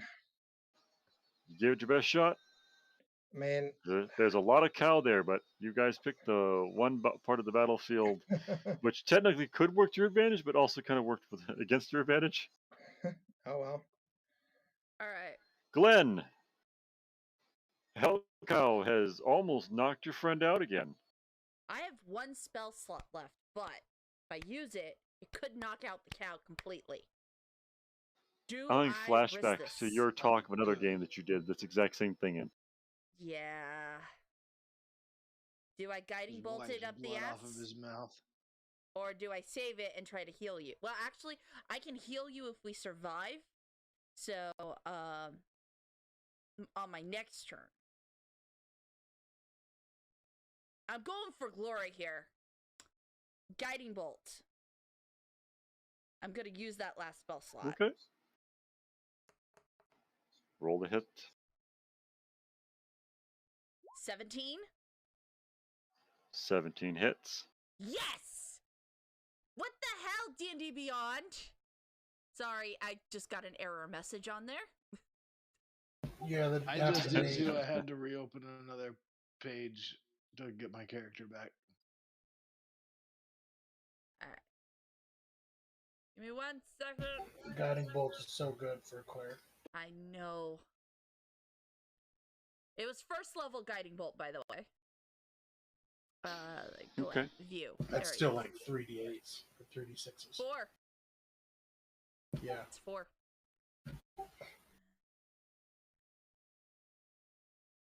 Hang on, my thing's still opening. Jack in the stream. We get any suckers watching our stream still?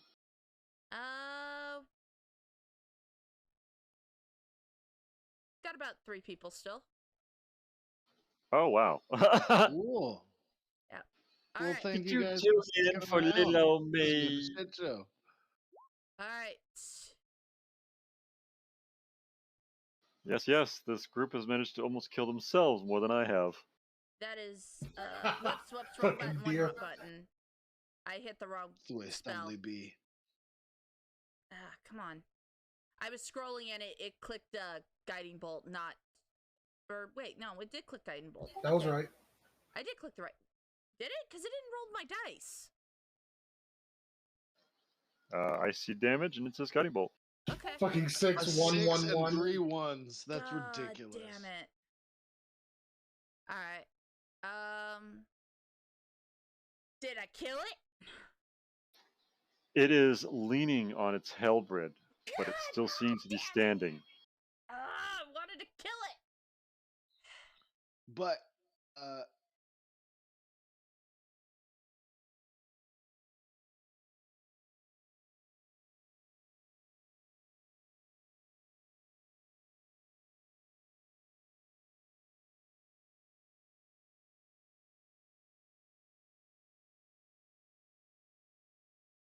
Your next turn has advantage, thanks to the mystical dim light glittering. Yes, so.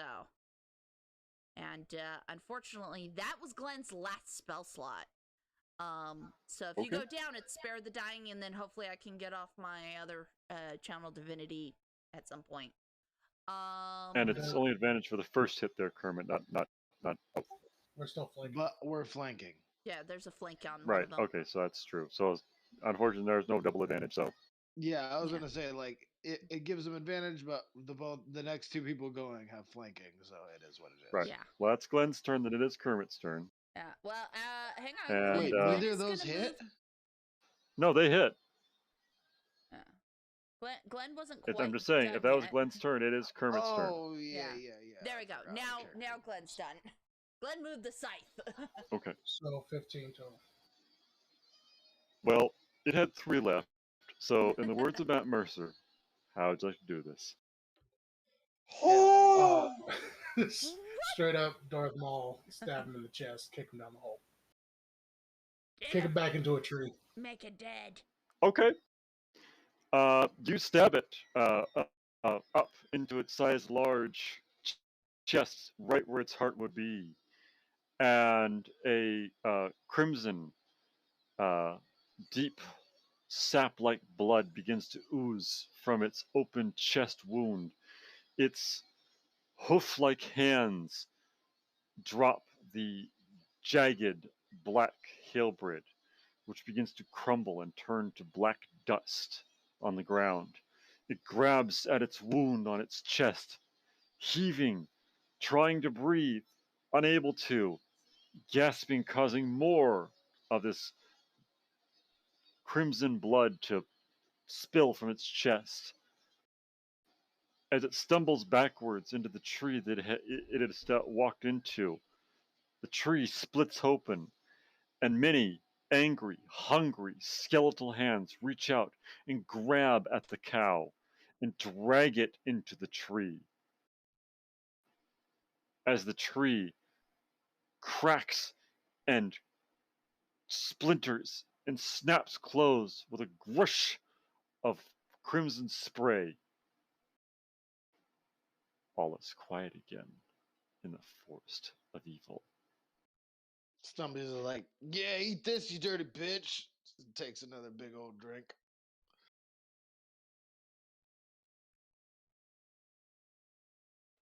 So are we still stuck in here?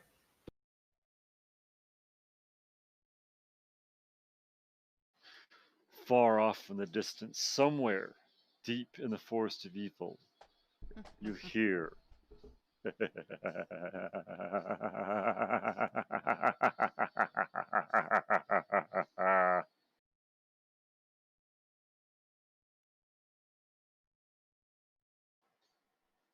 And in all your minds you hear, you think that my games are done? They have just begun. All right, was that one me? Or was that with everybody? I heard it too. Okay, good. It looks Takes like another big drink.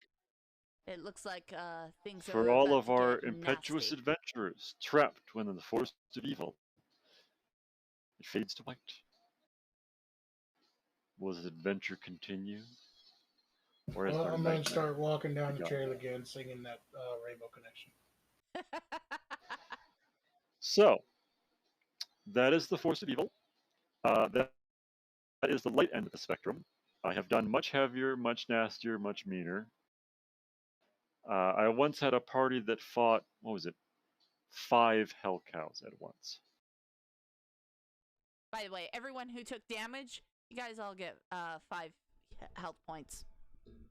Channel divinity. That would be. Oh yeah. That would be stumbling. Mm-hmm. Yeah, just me. Only me. Oh, okay. Then I can give you the whole 15 if you need it. 5 would bring me back up to half health. Okay, then I give you 5. And then of course. I think he's saying give him the full 15. He wants everything. I would, but channel divinity. She can't give me over half of my health. Yeah, that's what we determined with this. Oh, okay. Yeah. Gotcha. Yeah, I can't do more than half. So anyway, health, so yeah. What this basically means is that should you guys like to try for round 2 of the Forest of Evil, there is another level to this forest. You guys have only begun to uncover a portion of the dark, deep, foreboding secrets of the Forest of Evil. I'd like to take a long rest and carry on. Same. Also to note that, I say let's wrap this up and go to bed because it's almost 2:30 in the morning. And I know right now, Elf Ranger is like almost 5 o'clock in the morning. It's like 5 in the morning almost for him. I mean, so, I did crack a Red Bull, so I mean. If you guys have any inclination, any forethought to subjecting yourselves to doing this again, you'll level up to 4. Woo! Yes, 100%. I want to do it again. And I will say, as someone who has a pretty keen eye on everything that's going on, Mondays right now are open. And I am 100% open to do this on a Monday if that's cool with everybody. I have a game normally on Monday, though the Dungeon Master is currently out of town, so that's kind of a Or we could do Witchlight on Monday. Saturday also, nobody plays a game on Saturday. Ooh. I have a game Saturday. The other guy that we were looking for can't play on any other day. Okay. Yeah, Sunday is the only day that we can play Witchlight. All right. So next week, Wonders of Witchlight, and maybe we'll come up with another day for this game. Maybe we could do it earlier on Sundays. I don't know how that works for you guys. I know you work. Yeah. Okay. So, let's say roll some Thursdays? math rocks because I can. Thursdays I can't do it. Friday I can't do it. Well, Saturday I can't do it. This upcoming Thursday I can't do it because I'm in the one shot. Yeah. And also Critical Role comes back on, so my Thursday evenings after 7 are booked. Sorry, I like to watch it live even though it's pre-recorded. So Thursday, Friday, Saturday, Sunday's taken. Sunday we could do it earlier, but you're working. Yep. Monday. Kind of hard to do it without the works. Dungeon Master. Monday all day works for me. Tuesday, I normally work 4 to 8. Wednesday, unless we I'm do off it before Monday. 4. You're off Monday? Yeah, Zard's off on Mondays. I'm off Monday. But Dom works until 2 on Monday. 2, right? 2:30 p.m. is Okay, yeah. the actual time we're supposed to work. Yeah. Monday like would California work time for me. or Well, that's California time, yeah. Yeah. By the okay, way, just guys, checking because I'm like, by the way, guys, we're still streaming. Because I wanted to do a quick That's sign fine. off. We can. oh dear. But like, huge so you thank can get you. how the process works. Yeah. Thank you so much, Zard, for hosting this one shot for us. I mean, like, I know everything was like last minute and thrown together because Witchlight this week got canceled. Oh, for sure. And you guys have been writing me for a long time now, and I've been threatening the Forest of Evil, and you guys began to understand some of the horrors of why I have had numerous people tell me that this place has earned its name, the Forest of Evil. I just wish I'd brought a different character I here. fucking rock that shit. You did. You did. All you got to do is drink your way through it. Anyways, folks who are still watching, thank you for joining us. Elf Most Ranger definitely. here. Happy to have y'all. Zard, very much thank you. That was a very interesting experience, and if we play again, I look forward to it. I love that you were the most serious character in this one. Me? Serious? I mean, you didn't join in on us singing Rainbow Connection. Because I don't know that song actually. It's all right. It's okay. But if we start in Pink Floyd, I'd be just fine. But that's okay. I met an uncultured scum at work that didn't know the movie Flight of the Navigator, and I'm like, really? Seriously? No. Poor sheltered child. Yeah, I might have never seen that movie either because it's a 1980s movie. It's worth a watch. I'll just say that. But anyways, we're signing off. Good night, everyone. Hopefully we will have another stream of the Forest of Evil here in the near future.